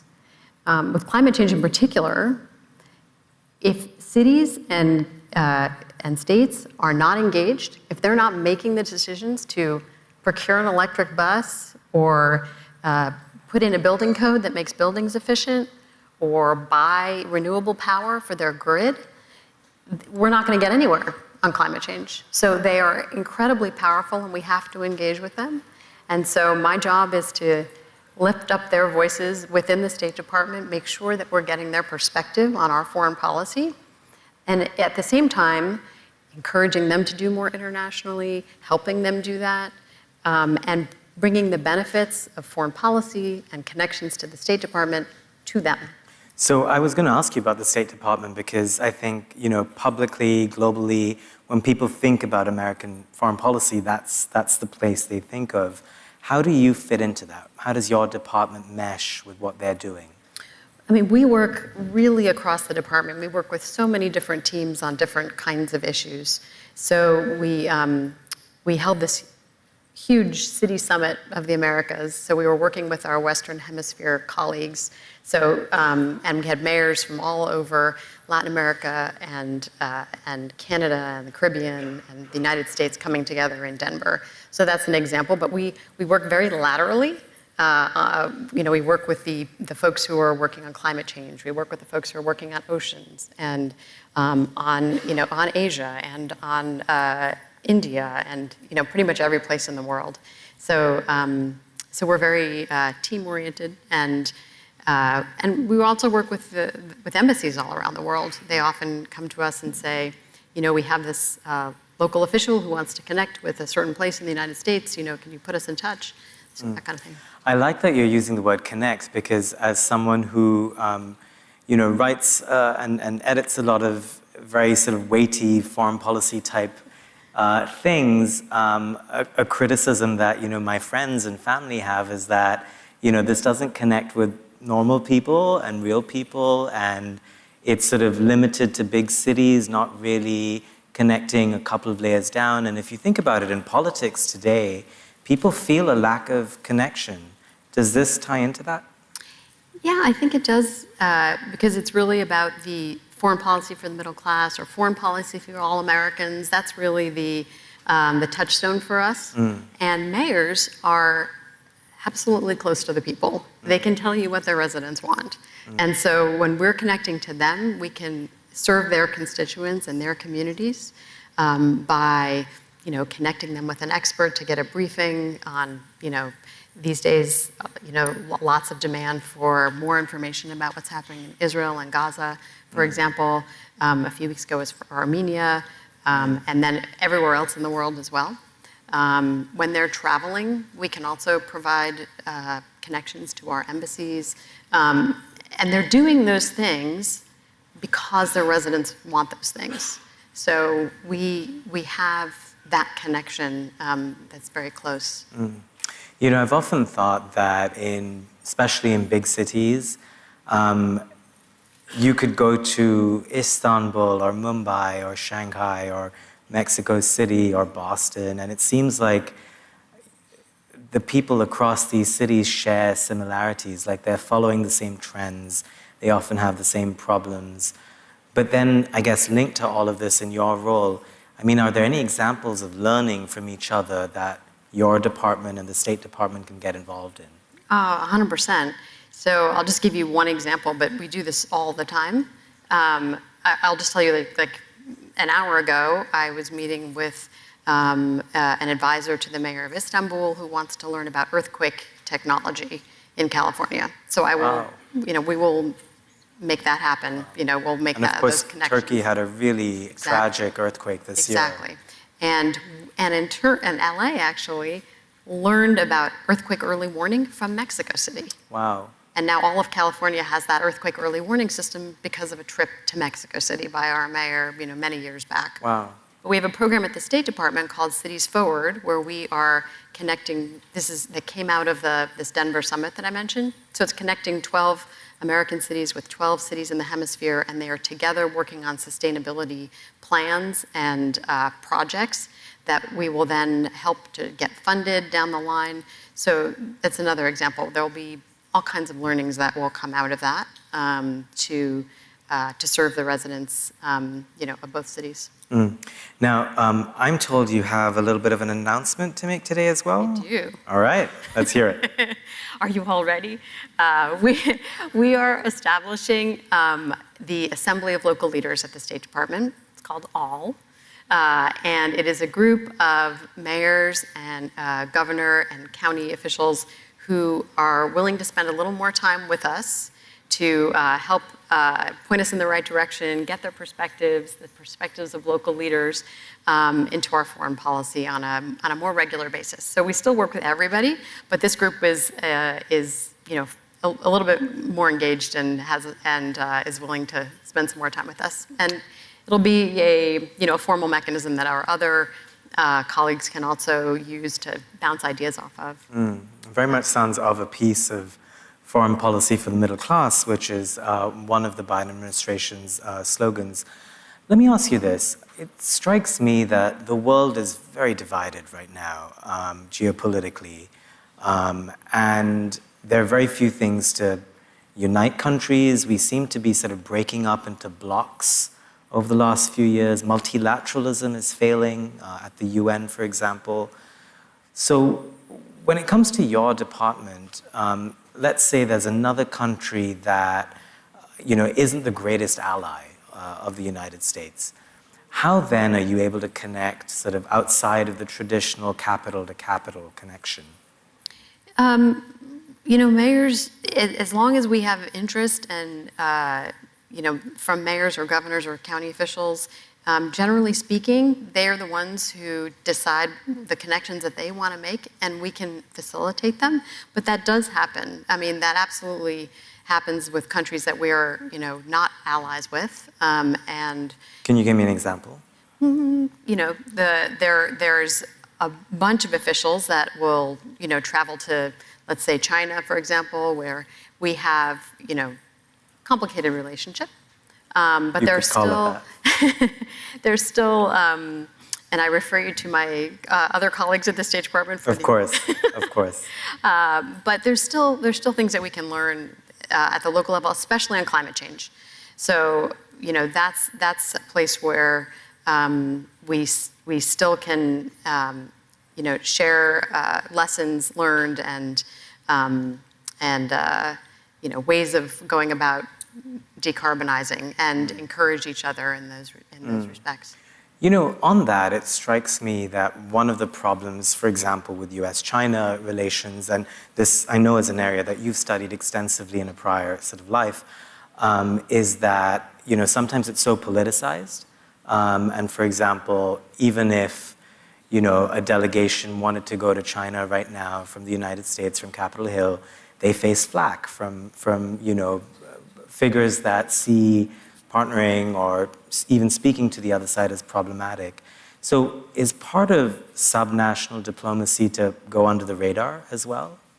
No, we're not trying to go under the radar, I don't think. But it's just a different kind of relationship. It's just very practical, and it doesn't tend to be particularly political. It's not everything we do is, fairly straightforward and fairly public. So there's not an attempt to hide anything, but it's just different at a different level. There are, municipalities in the U.S. that, are exporting to China, and that relationship is really important to them. Tourism is really important, and that's, they are serving their constituents by, maintaining those relationships, and that's fine. We're here to, offer information, but we never tell anybody what to do. But we are a resource to, make sure that people understand that, it's a complex relationship. China has an agenda. But we don't make any decisions about what people choose to do or not at the subnational level. Yeah.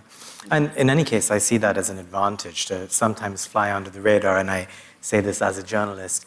How do you filter up? So on both sides, when mayors or local leaders have sort of international relationships, how do you then take those lessons and amplify it at the national level? Yeah, well, the City Summit was an example of that, where we had the Secretary of State, and he's very engaged in these issues. He really likes to meet with mayors and local officials, so that's an example of how we do it. Well, I'm afraid we're out of time, but Ambassador Nina Hachigian, it was a real pleasure to chat with you. Likewise, thank you.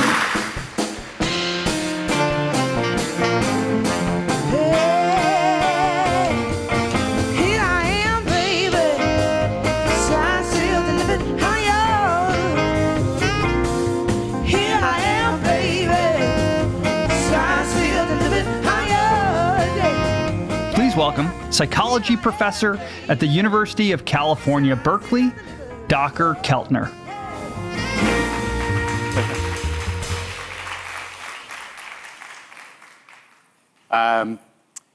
Thank you so much. What an honor it is to be with you, and thank you for all of your work making cities, places, hotspots of humanity. Today I'd like to engage as an act of the imagination and think about what a city of awe would look like. It's an emotion I've been studying for 15 years. Awe is this remarkable emotion. Einstein thought it was really the cradle of art and science and culture. It's where it all begins. It's the feeling of being in the presence of something vast that we don't understand. It's a feeling we have when we encounter vast mysteries of life that transcend our understanding. Skeptical of Western scientific views of awe and how we would define the emotion. I gathered stories of awe from 26 different countries, allowing people to write about this experience in their own language. Countries as diverse as Mexico, India, China, Poland, the United States, all over the world. And what we found is a remarkably rich vocabulary of awe around the world that we can access at any moment. I call these the 8 wonders. You'll see a flyer that you can think about with respect to your city. We find awe very obviously in mystical experience.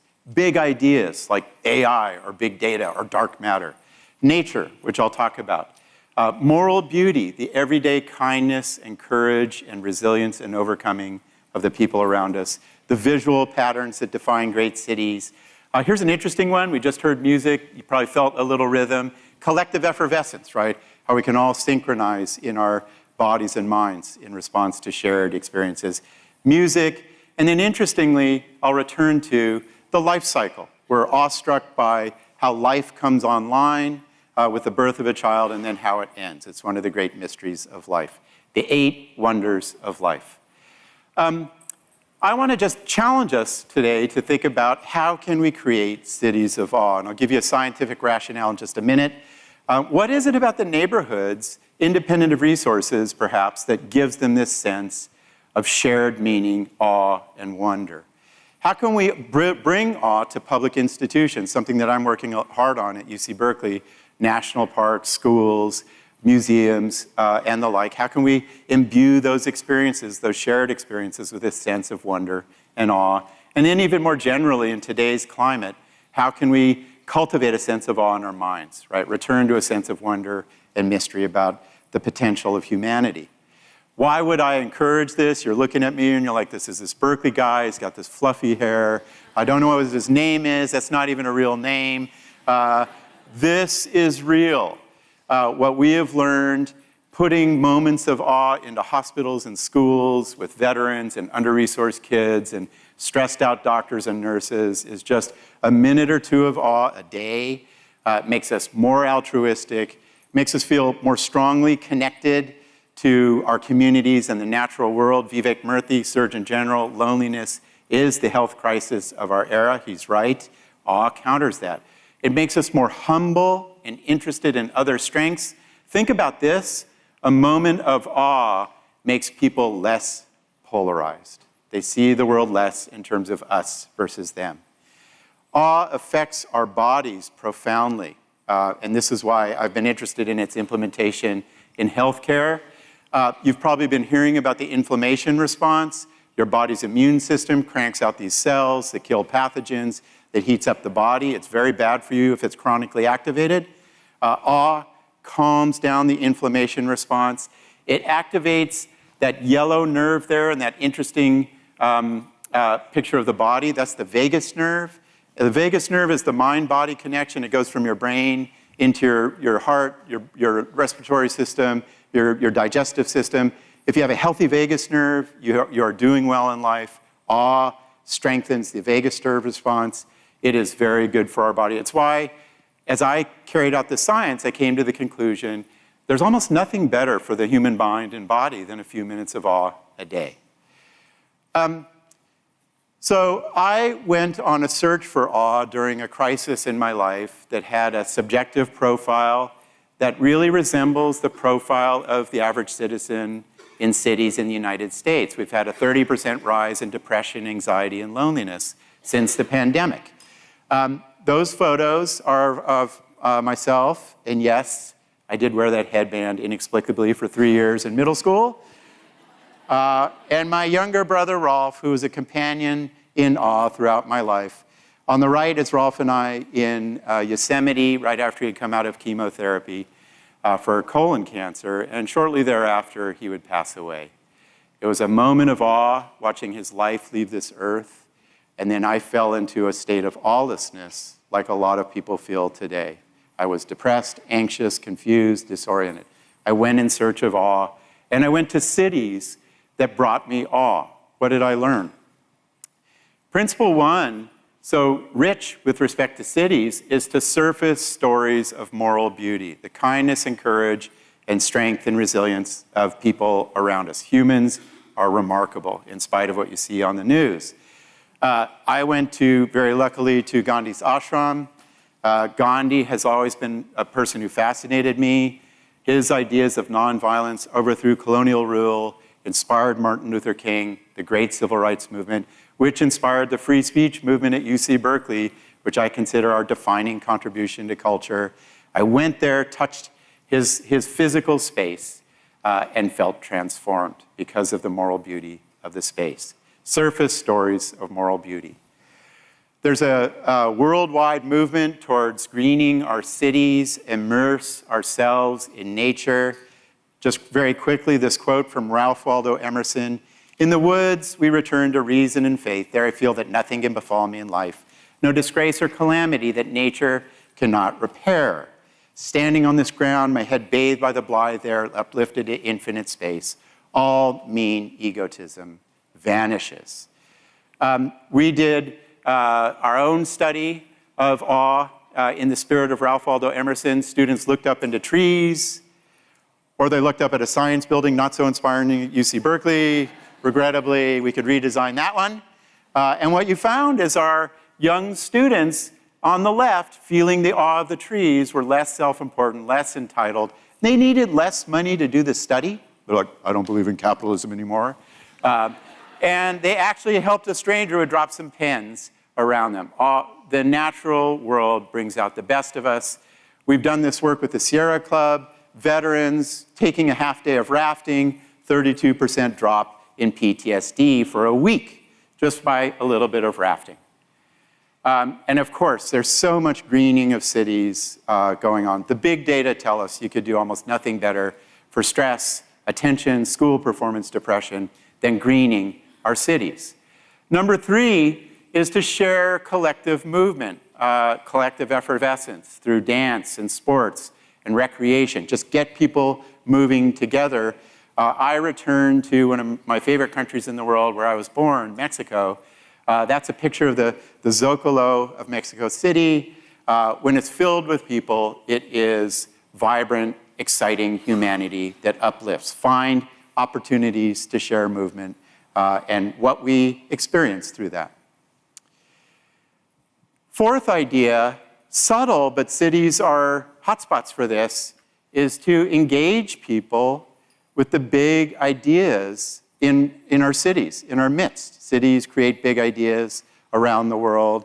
We are moved to inspiration, to awe, to creativity through big ideas, through natural history museums. I, in the middle, was very inspired by Darwin, always have been, and Ralph Waldo Emerson.